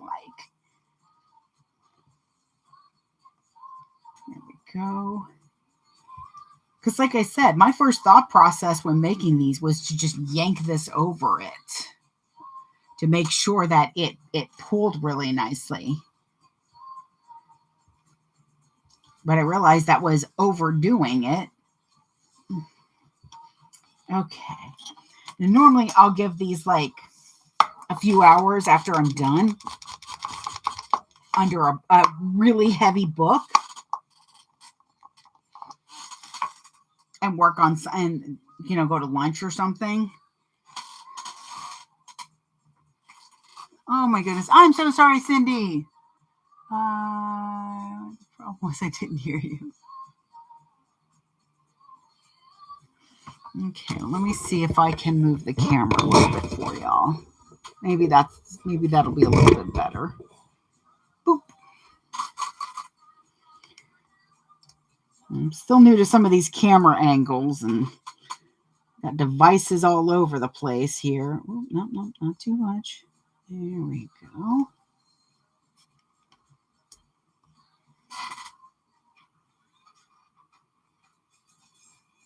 Oh, for your block, it was a little tall and a little wide. Who are you? What do you want? Go away.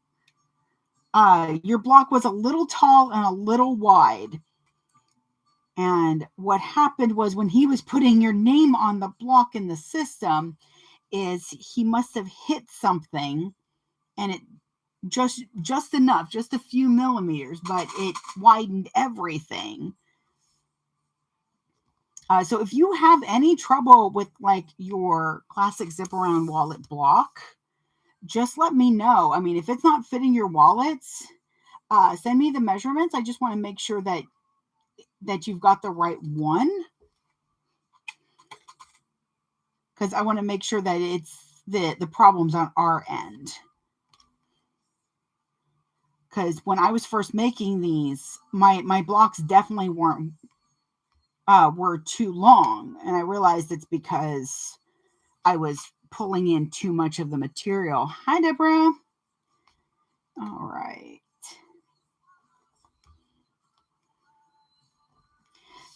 Now, if you get anything like, okay, so here's a good example.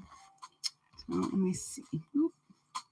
So right here, I have a couple pieces that are kind of sticking up. So you just kind of want to clip that. Or throw your tweezers on the floor. That works too. So I'm just going to take my snips and just clip that because it'll sit flat nicely now.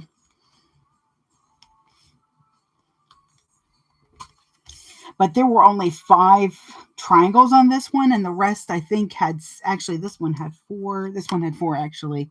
So you kind of want to shoot for 5 or 6 triangles. That's usually a good amount. All right.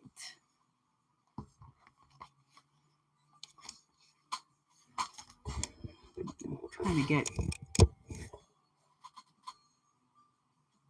there we go. That might work. Ta-da.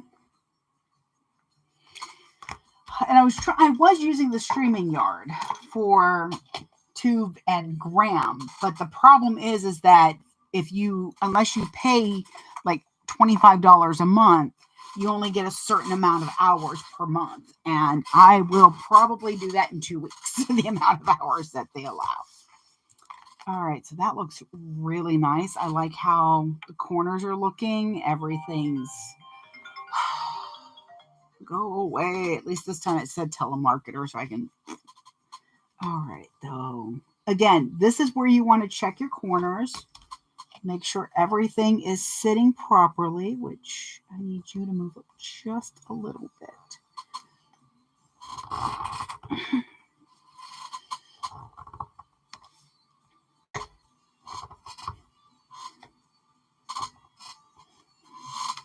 Oh, it's also warm in here today. Hang on, I gotta go check the AC.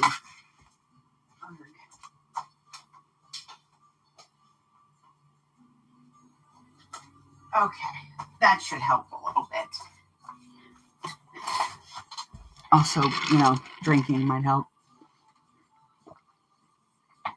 All right. Yeah, but this is the time you want to make sure that your corners look good. You don't have any raw pieces poking over. And I will crow about this until the days no longer exist. I love that she thought to put in this corner placement because it's going to help our next. Here's my ruler. There it is. Okay, first let me do this because otherwise I will forget. I'll put it in the middle. No. I want to put it over here. Yeah, I like it there. Remember, your tag placement doesn't have to be right in the middle. Your first thought with tag placement shouldn't be, is it in the middle? Can I put it in the middle? It should be, how does my fabric look? Then you go, now where do I put my tag? And I want to make sure right there is going to be really good. So this is where I'm going to put my tag before I do anything else, because otherwise I might forget.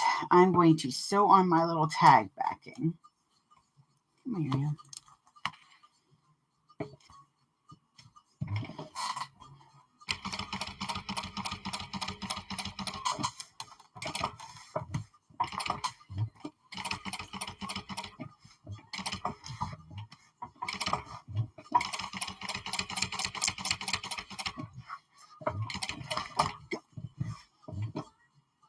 Tiberius.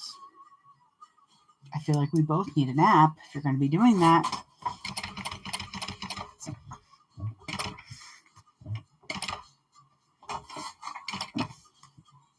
You're lucky that worked out, little man.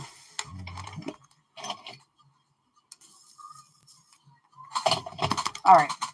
Mainly, I wanted to remember to do that because I sew. Hang on. I tend to sew my tag at a shorter stitch length.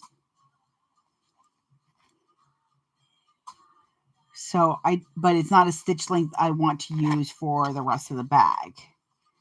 All right, there we go. Oh, that's why that felt weird. Okie dokie. Ta-da! I love that it's on there now because there's got a little puffiness. Makes me happy. Okay. I do this a little bit out of order, but that's just the next thing I plan on doing here, if I can get it to work, here we go, is I'm going to do my false stitches. I do a line at both seam allowances for the zipper. So you go in, you have a 8-inch seam allowance and a 1/4-inch seam allowance. And I do that both on here. The instructions, I believe, do not have the second line of stitches. That bothers my brain, so I do too. So I'm just going to do one real quick at 1/4-inch. One of the rare times you will see me not backstitch. I will be pulling my threads through this. And now I'm going to do 1/8, doing my best to start and stop at the same place. Dang threads all over the place, though.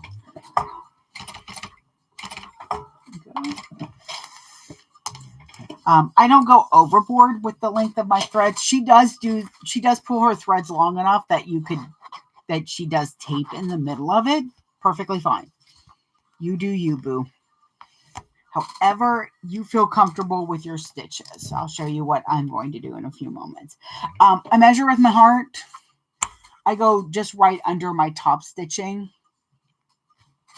So on the other side, once again, 1/4-inch.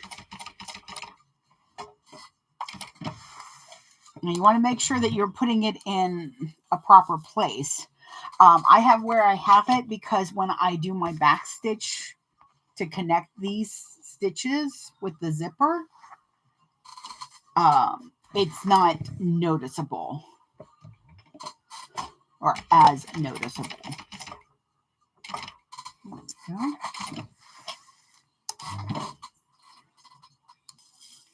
If this is your second or third time making this wallet, or even your fourth or fifth, mark it. It was just recently. Hi, Jeannie. So we've got our false stitches.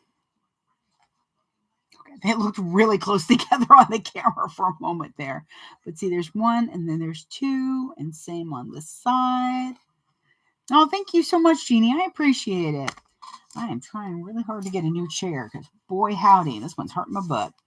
So now I've got these pulled out. I put my name tag on after I do the zipper installation. And that's because I just don't want it to accidentally be in the way. Oh, it's over here. I'm like, where's my roll of tape? Oh, yeah, I was using it as a phone holder the other day. I was just sticking it right into the phone. So let me see here. I'm like, why is there talking and no music? I subscribe to Sirius XM because I don't want to hear that much talking. I was never happy on my way to work in the mornings when I had to go somewhere to have to listen to like talk shows. I don't want to hear people talk. I'm going to be hearing people talk at me all day. I just want to listen to music. I love these tweezers. These are really, really nice tweezers to have. This poor battered set I got at Dollar Tree. The reason I say that is because what you can do is pull up both threads, put your tweezers each side into each of the loops and just pull them both up at the same time. When they're close together like this, you can just, yeah. Come on, you too. There you go. She won't sing. Won't tell you what you wanna wear my ring. I can do. Alrighty, maybe. Alright, sometimes I don't actually get through the loop completely because they're very sharp.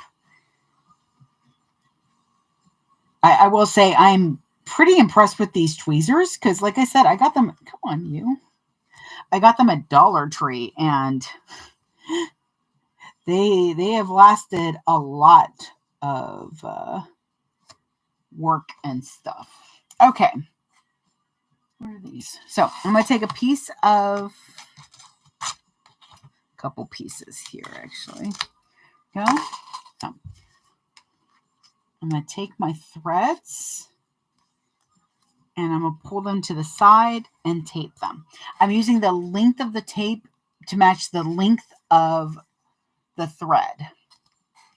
That way,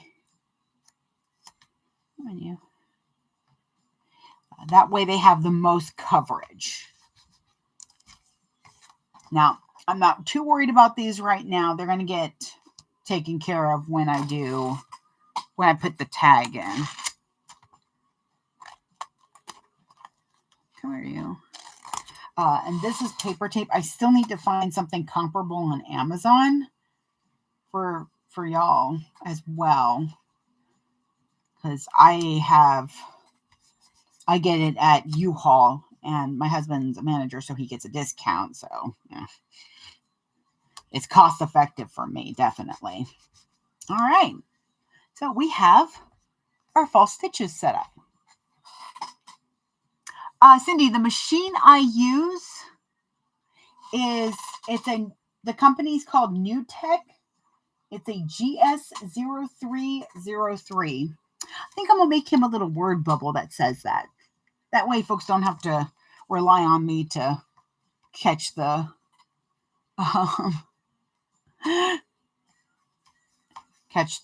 comment on it. Yeah, those look nice. Okay, so this piece of tape will be for my name tag. For now, I'm going to take my ruler and my pen and hope that it shows up on this.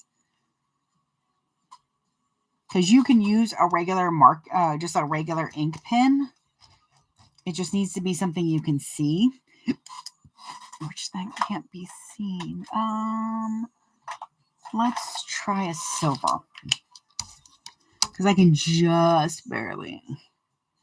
She has the measurement for what you're marking. Oh yeah, that's much better. You don't have to mark the middle. You can.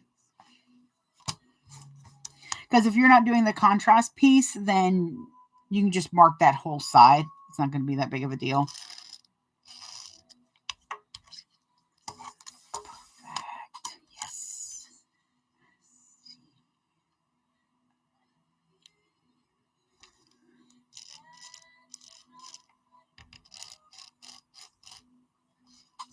Okay, one more side. So as you can tell, we're marking for a reason. This is going to be for the zipper placement. Now, the thing is that now we have to mark these corners. And I know a lot of folks will be nervous about that. I would be too, because it's a rounded edge. That's why she has this little tool.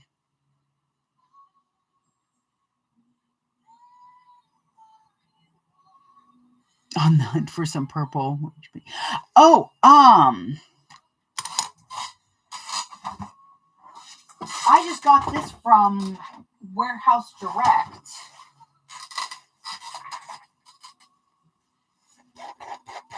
It's an OtterTex. And it's a really, really pretty purple. Full yard. Full yard of it. And I think Amber might still have a code. But if you sign up, I know, sign up for like emails and stuff, they give you a percentage off. But I'll usually drop about $100 on an order. Yes. Oh, good. Yes, that is a good purple. I really like the line that they have too. So with this tool, all you have to do is line up your sides with your lines. And what I do is I put my marking pin right on the line and make sure that everything's actually lined up. Again, before you mark, you want to make sure that your corners are exactly the way you want them, because you don't want to mark it and then have to push your corners in, because then you've moved the line.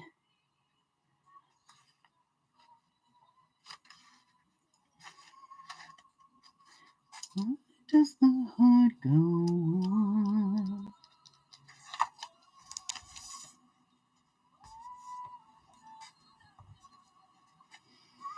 All right.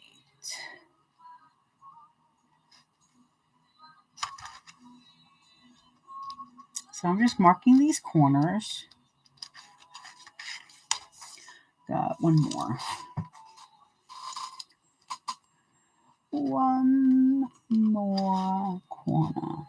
What I really love is the fact that this piece is the same on the mini as it is on the regular, which means you really only have to print out one. I have a laminated one somewhere around here, but the fairies took off with it. So now I need to laminate this one, except I've used it a lot, which means I need to cut out the other one I have and laminate that one. Water bottle holder. Well, I hope, Cindy, that they like purple. That's a lot. That's awesome, though. Was it the H2O Go? I can do the H2O Go if I'm not doing the oval bottom. That oval bottom is the devil. I do not like it. There we go. All right. So this line that you just drew, now we're going to put tape around right at that line.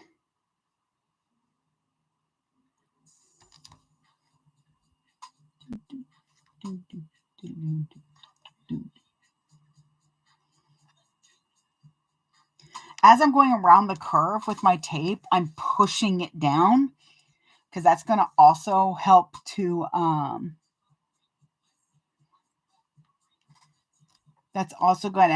keep everything from pulling back up. But the fact that my corners haven't come up yet is because I put the tape on the edges.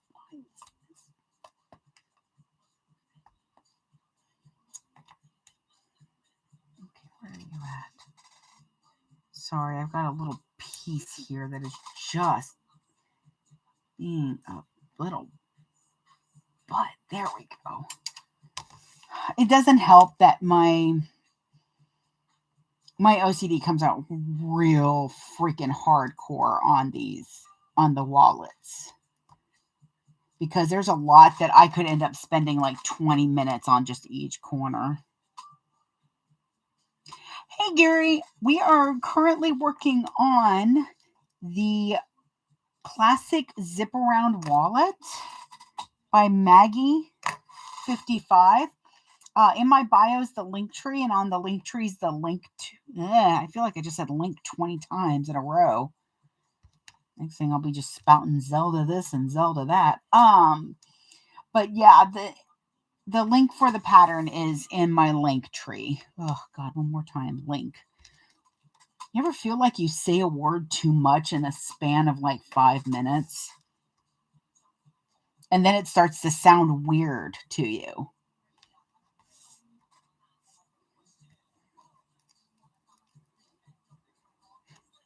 There we go. Boop. Those away, put that away. So now we have our tape. So this is ready to go. I'm just going to set that over there face down and get my zipper tape.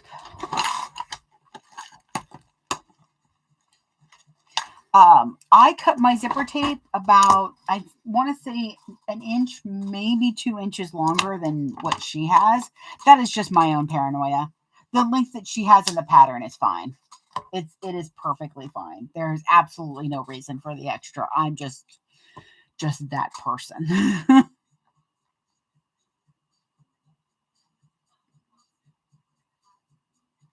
The corners, yeah, the corners definitely are where I am glad I have that OCD, because getting myself to really take my time on those corners helps a lot. But also just practice, to be honest, too, and a good tool. Like I found that using the screwdriver helps, because I can really pull at that corner and get it to sit. Thank you. Oop, these go here. So I know that needs to go over there. I'm going to singe my edges, maybe. Oop. Sorry about that, tube. Make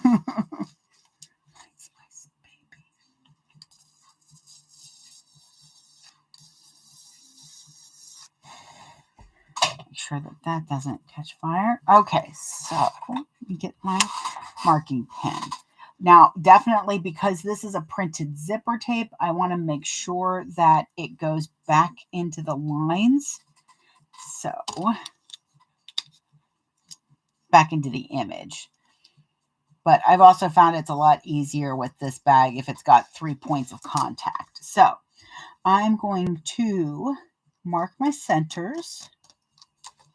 There we go. And then at each end, I'm going to just make a mark across the teeth themselves. That's going to help me to remember where the teeth meet. That way, we can get that. That way, I'm not shifting the wallet in any other form or fashion. Okay. So, here comes the fun part.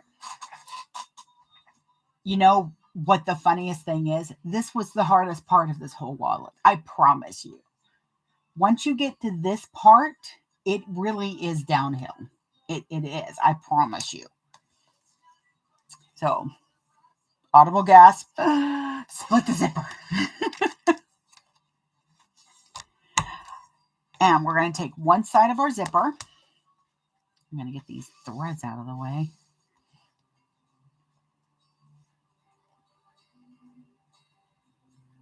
And we're going to take the backing off of our tape.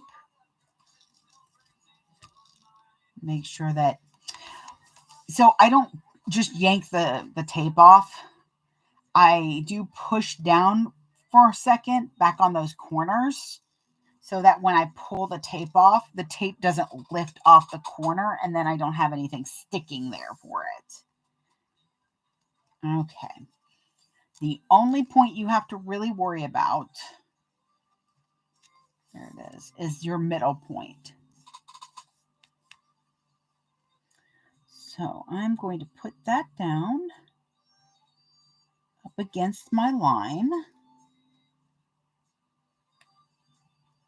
And then I'm going to line it up with the top. Okay. Getting back out my trusty screwdriver again. Love that thing. So I'm going to turn it to the side. See if I can show y'all the best I can here, because this can be a little. So I'm going to pull it along the side just like that. Except I'm going to pull really tight. And then fold over the end of it. And while I've got it held taut, I'm going to clip the zipper. There we go. You want your zipper to go as straight as possible so that it doesn't pull out at the end wrong. All right. Now, you want to line up. And that's why I like this screwdriver again, too, because you can pull the zipper tape to that line so that you've got a nice straight edge there. Okay. So I have very little. Oh, good. You can see that. I have very little pulled up over the edge. See, it's not a lot. So I'm going to pull up just a smidge. There we go. Not too much. And then in the middle is where I push down. Pull up a little bit more. You might have to pull up a couple of times till you can get it to push to that line and have the tape cooperate. There we go. So you're pushing the middle to that line. And you're going to press down really hard if you can. And you should have two little kitty ears. So see? Look like little kitty ears. Well, then what you're going to do is, see, it's trying to pull back. So we're going to just keep adjusting it. And then you're going to go into the middle of one of the kitty ears. And you're going to push that down too. And you're just going to kind of keep pushing until it's lined up and you don't really have any huge bumps. You don't have any folds. You might have slight ripples, but the ripples will be okay. And then when I'm doing the side that comes out to the top, I tend to kind of pull the zipper tape a little bit by the teeth and then start it on the other little kitty ear. Sometimes what you have to do is push a little bit back into, oh, there we go. Sometimes you have to pull it and push it here and push it there.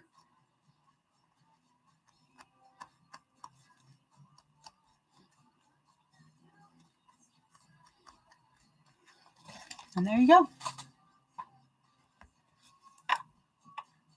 See, you've got those little tiny ripples. You don't got to worry about those little ripples. Those little ripples ain't going to bother nobody. They're not big ripples. They're not bothering nobody. They're not doing nothing. And if you're concerned that it is, just flip your zipper out. As long as you're gentle, because what you want to do is make sure that all of this is even. I had a lot of problems with my first ones where I was pulling my curve in too much and it was making this part much skinnier than the rest. And that's where a lot of people have problems with these curves, is because you're over pulling on that zipper there. So we're going to put that back, check and make sure it's still sticking. And then we're going to go and do the other side. Stay. So once again, and I think what really helps me with these curves is the fact that I don't like just kind of like gently like wrap it nice and no. I swaddle this mofo. This thing gets completely swaddled. I pull it nice and tight. And then I still continue to pull it a little tight and then clip it down here. So that's going to lay nice and straight there. Okay, there we go. All right, let me get my kitty ears.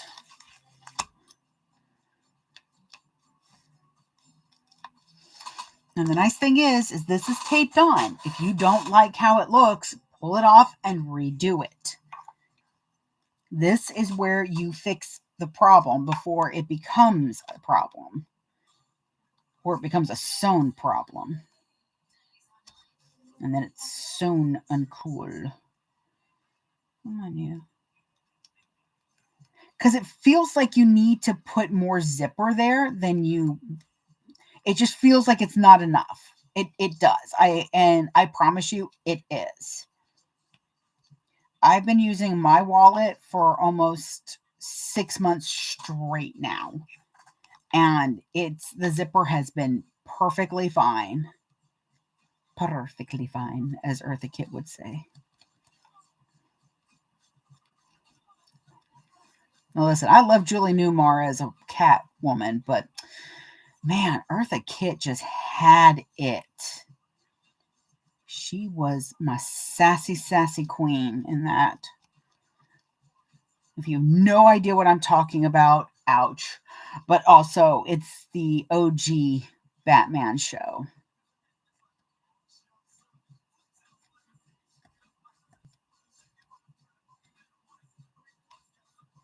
There we go.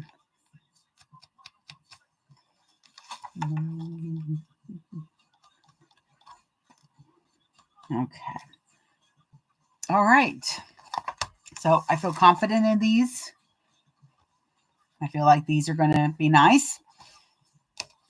If you're worried that your tape isn't going to stick, you can put a couple of clips here. Because sometimes the tape doesn't want to like stay. Like it's starting to lift a little bit here. So this also gives me, sorry, one of the neighbors has his kid out on his little tiny motorbike. A little baby kid on his little motorbike. It's so adorable. He's right there with him. But I just put a clip there. This also will remind me that that tape is coming up there. So I might want to kind of keep an eye on it there. So pulled up still. You don't want to flatten it out. We're going to go back over. We are going to do 1/8 of an inch seam allowance. We're going to start where our stitches ended on our false stitch. Hi, Susan. I'm going to make sure okay, so stitch length is right. I'm doing 4.5. I'm going to stitch, back stitch, and then start my stitching. Where's my, there it is. I was going to get whatever is in my eye out. There we go. All right, so I take my screwdriver. I love this thing. I know I have 3 of them. Susan, I'm working on a classic zip around wallet. I really should have him saying that stuff too, so that like I don't mind y'all asking at all. No bother. So I'm going to start here. I'm going to start stitching. So now I know my stitches are locked, and then I'm going to take my screwdriver and I'm going to use it to push down my zipper. When I get close to my corner, I'm going to slip right in here the screwdriver in between the zipper and the panel. And that's what I'm going to use to make sure that I can see how my stitches are supposed to go.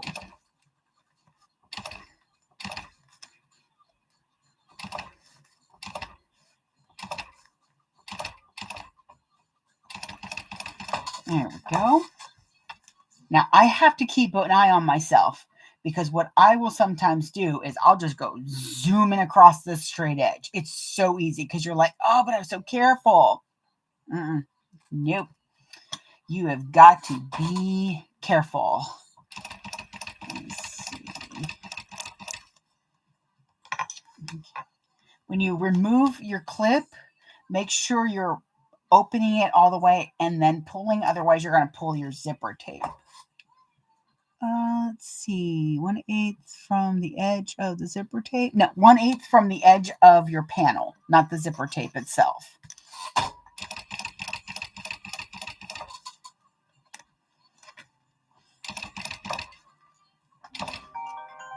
Now what?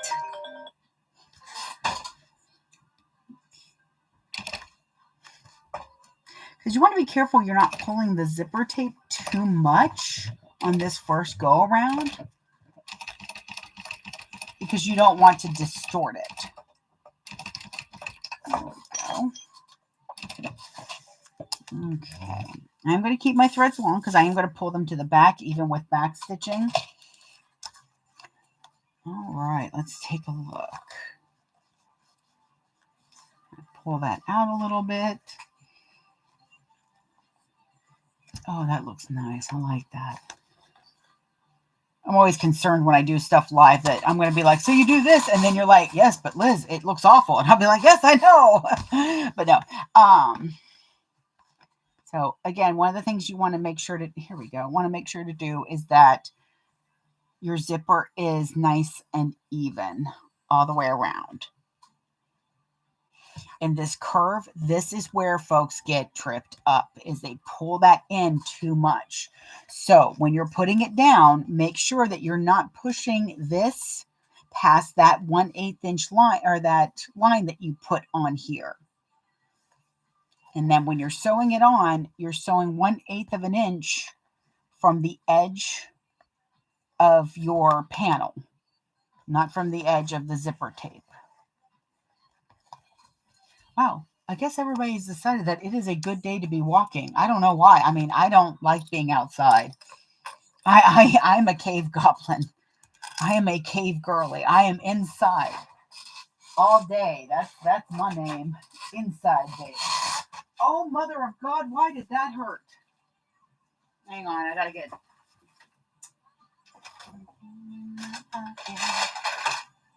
Nope, that's what I wanted. Is that what I want? That's what I want. Okay. Sorry about that. I'm just gonna knock things over there, apparently. Okay, so you need 2 zipper pulls, by the way, for this. Now I'm going to add on my nameplate.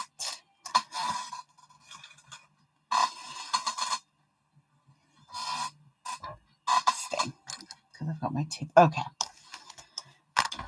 And then I'll do the other side.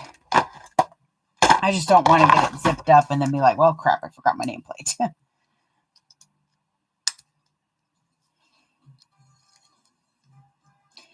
So I've had some questions. They're like, how do you get so proficient with something? You know, how do you get comfortable with a pattern? I do it 20 times.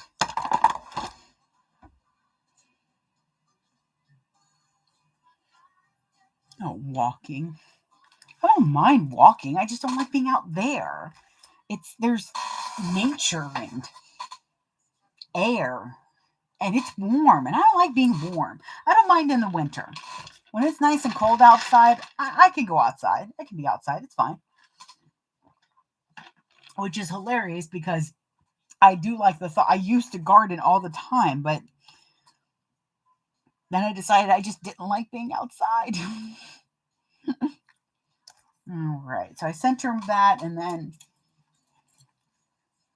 mark the holes. I gotta talk to him about that. And then I use my scalpel tool from Famore to put in my tag. I got to get more scalpel tips from him at Dragon Con.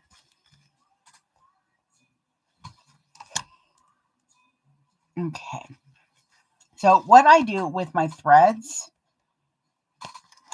hang on. I am not going to sit here and fight with this drawer. There we go. Okay. Washer. So I take my loose threads and I wrap them around my, what is this? The prongs. There we go. I'm going to put those down. Oh, that's just going to be like that. Okay. And then I put a piece of tape over it.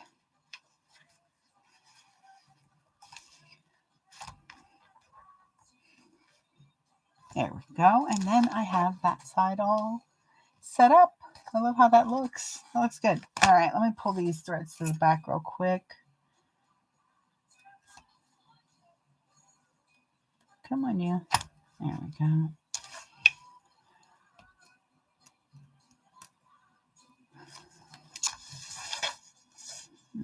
Okay.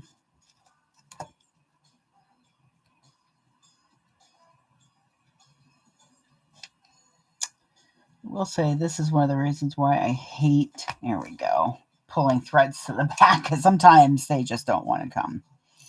But that's because I backstitch, so I lift up a corner of my tape. And this way I'm not having to cover the whole inside of my wallet with tape. But that's just the thrift in me. I'm going to clip some of these threads. There we go. Okay, so that's one side. I'm going to, where did I get my nameplates manufactured overseas. If you look up on YouTube, Lauren, so whatever, if you look up just do a search for so whatever metal tags, she does give the email address of Bruce that she was working with for her name tags. She went somewhere else for hardware just because she was going to 2 different places, but he's always done some amazing work for me. Even without getting specialty stuff made up, I also was able to pick up like a bunch of these.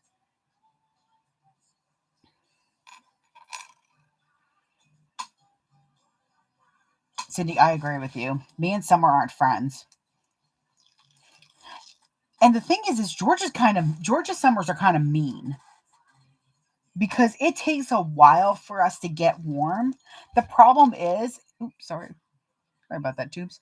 The problem is that it'll just suddenly be, balls sweat hot outside. And it's just like, nope, never mind.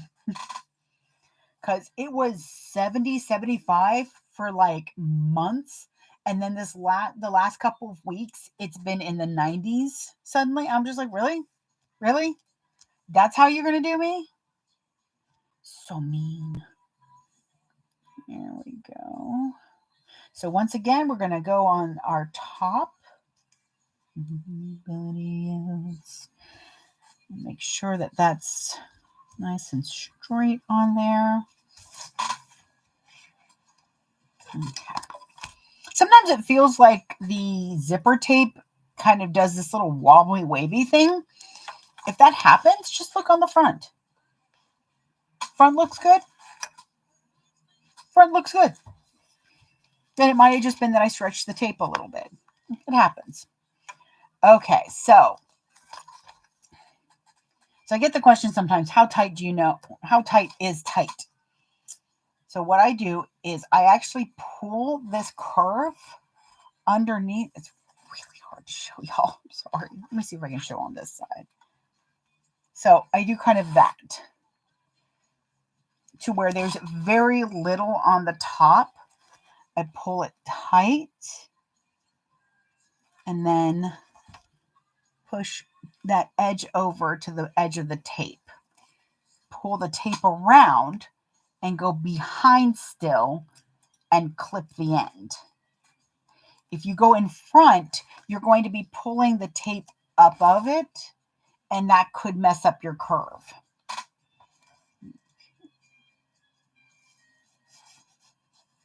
So I'm going to go ahead and do that on this side now.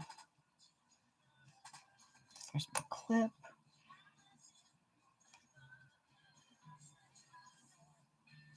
The problem with using that silver pen sometimes is that it comes off.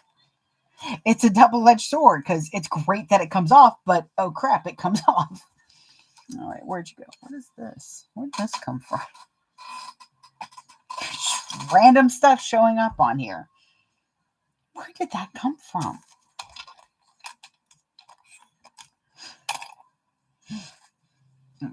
Drink break. I'm starting to get really, really warm. Okay, here we go. Oop.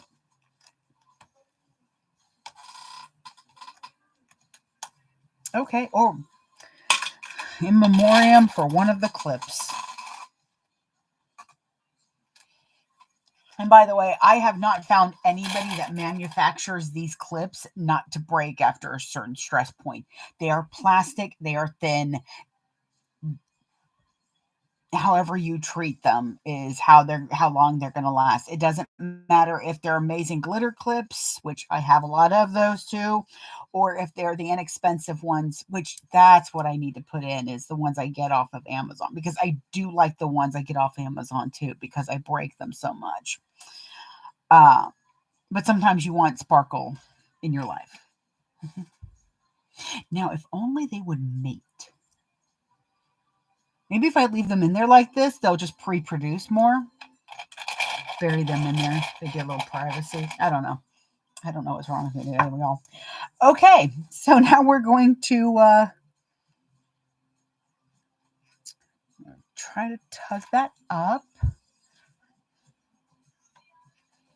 And I just kind of use my nails sometimes to keep poking the middle until I know it's going to actually reach. Come on, there we go. That should do it. Do little adjustments because, like I said, one of the biggest problem I see folks do is they just pull too much of that in there. There we go. You do not want too much. It's going to get double sewn, so it's fine. I promise. It just feels like not enough. Yes, I tell you, man, every once in a while, the things that I say are a little odd. So now we have kitty ears. Gotta have the kitty ears. Meow. Put little dots there. Okay, and then I'm going to divide up those kitty ears. Now see, if you don't do it, if you don't pull it nice and tight around the corner, you're going to have a lot of zipper tape that you need to squish into this small area. So the less you put into that area, the less you have to worry about maneuvering. Again, you got little ripples. Don't worry about those ripples. Check the outside. If you're not sure, if you don't believe me, if you're worried about the ripples and you want to worry about the ripples, worry about the ripples. It's fine. Just know in your heart of hearts, you don't got to worry about those ripples. But there's nothing wrong with flipping the tape out and taking a look. So, you have my soul. Just pulling that out. It should look kind of cushiony, like it's like a pillow or something. So you're going to have those little bumps. They're going to go away when you sew it down. You just have to make sure that they actually stay on the bleeding tape.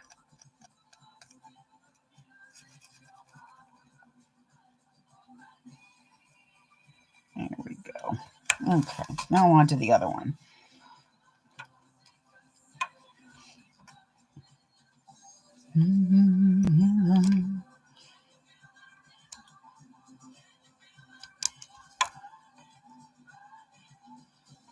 Okay, see, that definitely is a little further than the line. Also, make sure when you're pushing back the zipper tape, if you've gone over the line, that you're pulling the zipper tape and holding down the little points, because otherwise you're just moving the line. Oh, come on. You were right there.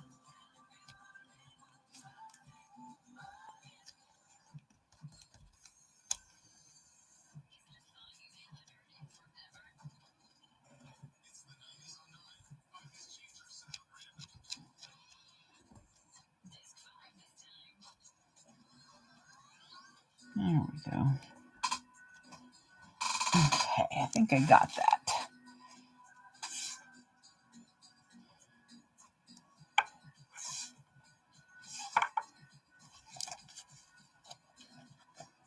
Feels like I didn't pull enough. Okay, yeah.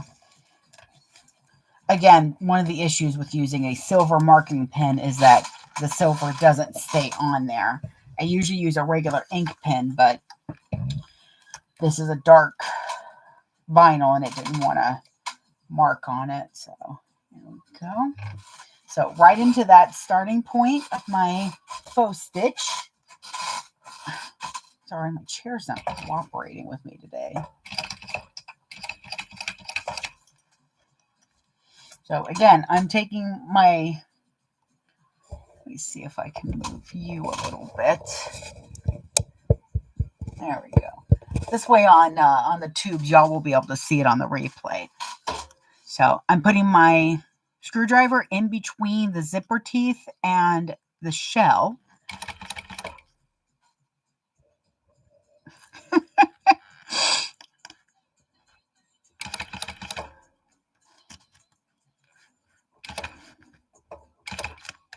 Okay.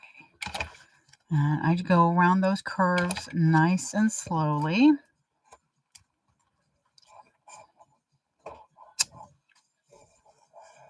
Pull it back just a smidge.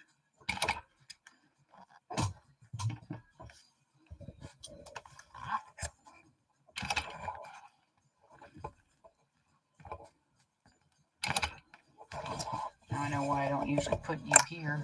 Okay. I'm going to pull that back.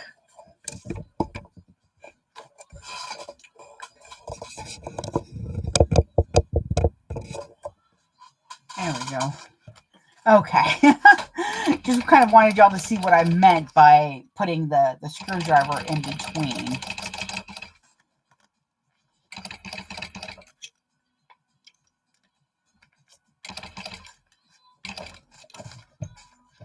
And anytime I lift up my sewing foot, I'm also lifting up my pedal foot. There we go. As I don't want the machine to sew without me telling it to do so. There we go. Whew. I will say that part is still a little nerve-wracking even for me. So, but another thing I really like about this pattern is that in a few moments, I'm going to have a taste of instant gratification. This is what's going to, when you fold this up and you put your zipper on, block or no block, and you see what the wallet, you see kind of this future picture of what it's going to look like.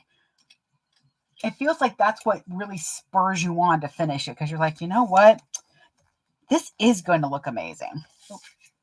I pulled my threads to the back just so that it's neat on the outside and I don't accidentally burn anything. Oh, come on. There we go.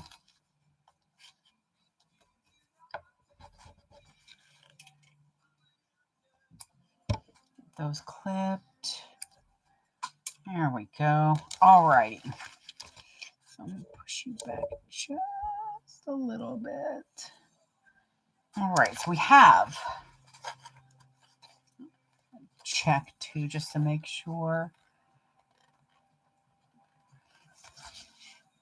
Once I found out what I was doing, I'm very particular, or a different word that starts with A, about how the curves are with the zipper. All right. Ugh. Where are you at? Use that one. I need somewhere around here is my replacement 3D printed zipper, but we'll use Lauren's today. Okay, so what I do is I kind of flip out my zippers and I take my block, put it right in the middle,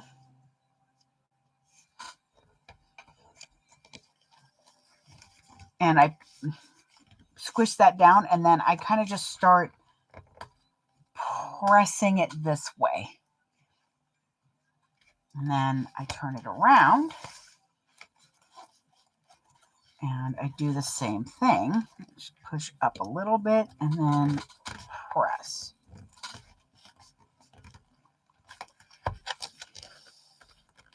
Ta-da! So now we already have that bit of a curve just from doing that.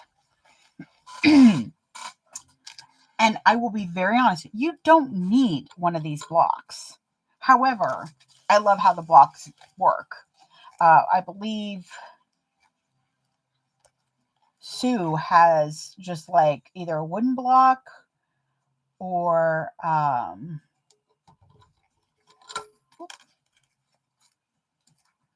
you can use foam core and just put the pieces together and then just shape it.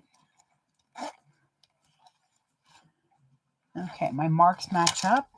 I'm going to need, no, I'm not going to need this after that. Okay, get that out of my way. All righty. So I zip up the side up one curve. See, it's kind of flat and lifeless right now. So you put the block in.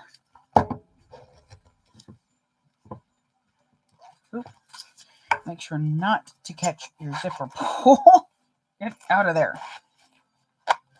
Okay, there we go. So I put it in. I make sure that it's all the way over. It isn't as long as the wallet.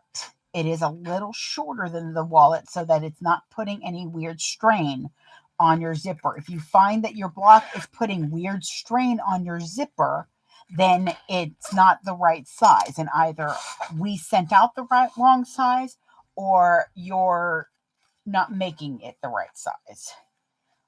Your measurements were off. And I'm always happy to talk to anybody about it. Okay, there we go. Ta-da!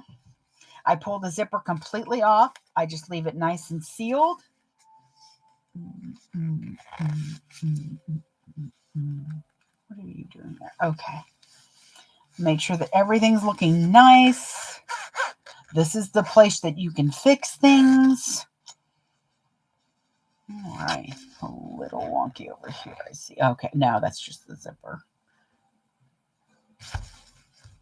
And by matching up those lines,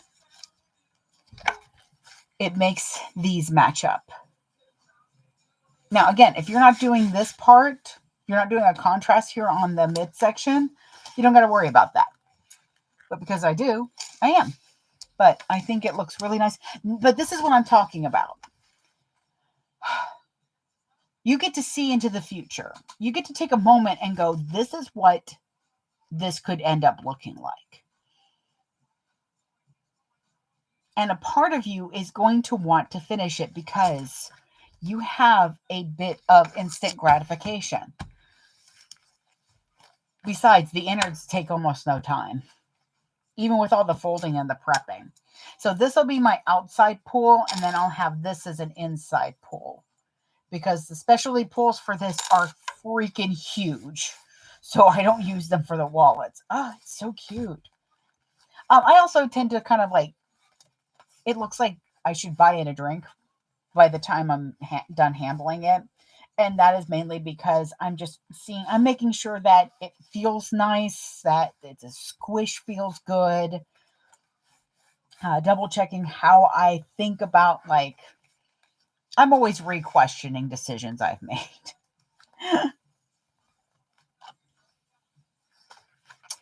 But, yep, that's what we've got so far. Time is it? It is 10 to 11. Okay, actually, this is a perfect place to pause then. So what we will do is I will put all the innards, I keep calling them innards, but you know what I mean. Innards, why not? I'll put all the innards with this and let it just kind of chill out. And then Saturday, we will finish it. So it's time for lunch for me because I'm hungry. Surprisingly, I haven't been feeling hungry. So that's pretty interesting.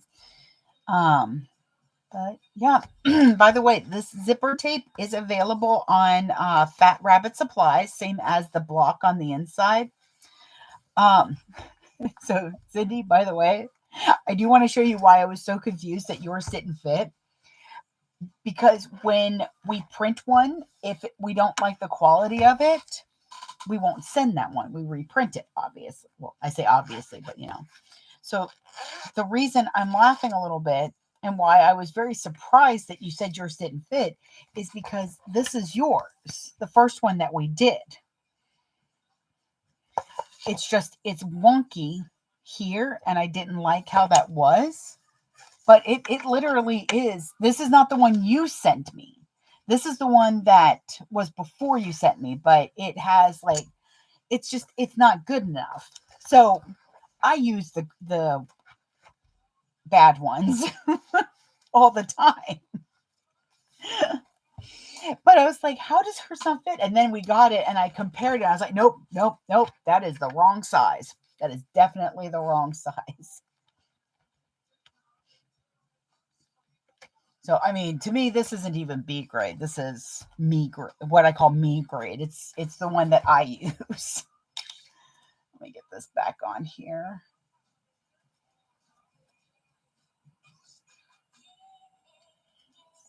But I didn't want to just tell you that. I that's why I went ahead and grabbed this one because I was like, let me show her that I'm not just pulling your leg. Because boy, we have to be careful. Some companies they say something, but that's not the right thing, and that type of thought process. There's a couple of companies I don't order from anymore because they could not keep their promises, or they were just giving me the runaround, and I don't want anybody to think that. There we go. So we'll let that sit. I'll put the innards with it, and we will finish it on Saturday. Boop. Let's see if I can get this to sit up. Where's my dinosaur? Y'all, I found my dinosaur. See, my little dinosaur. He's my little friend. He holds things up so that it looks cool. There we go. All right. Well, I will see y'all Saturday. I hope everybody has a good rest of the week, and we will finish this up. Let me know in any comments, like on the tubes, if there's another pattern you would like me to try.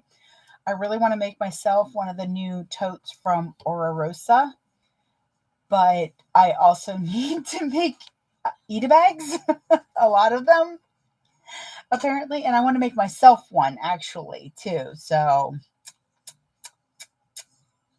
we'll see how that goes. So I will talk to you later. So goodbye, Instagram. Boop. Oh no, I said the dreaded words. Bye, TikTok. Boop. And so long. Farewell, Aviters, and goodbye. Goodbye. There we are.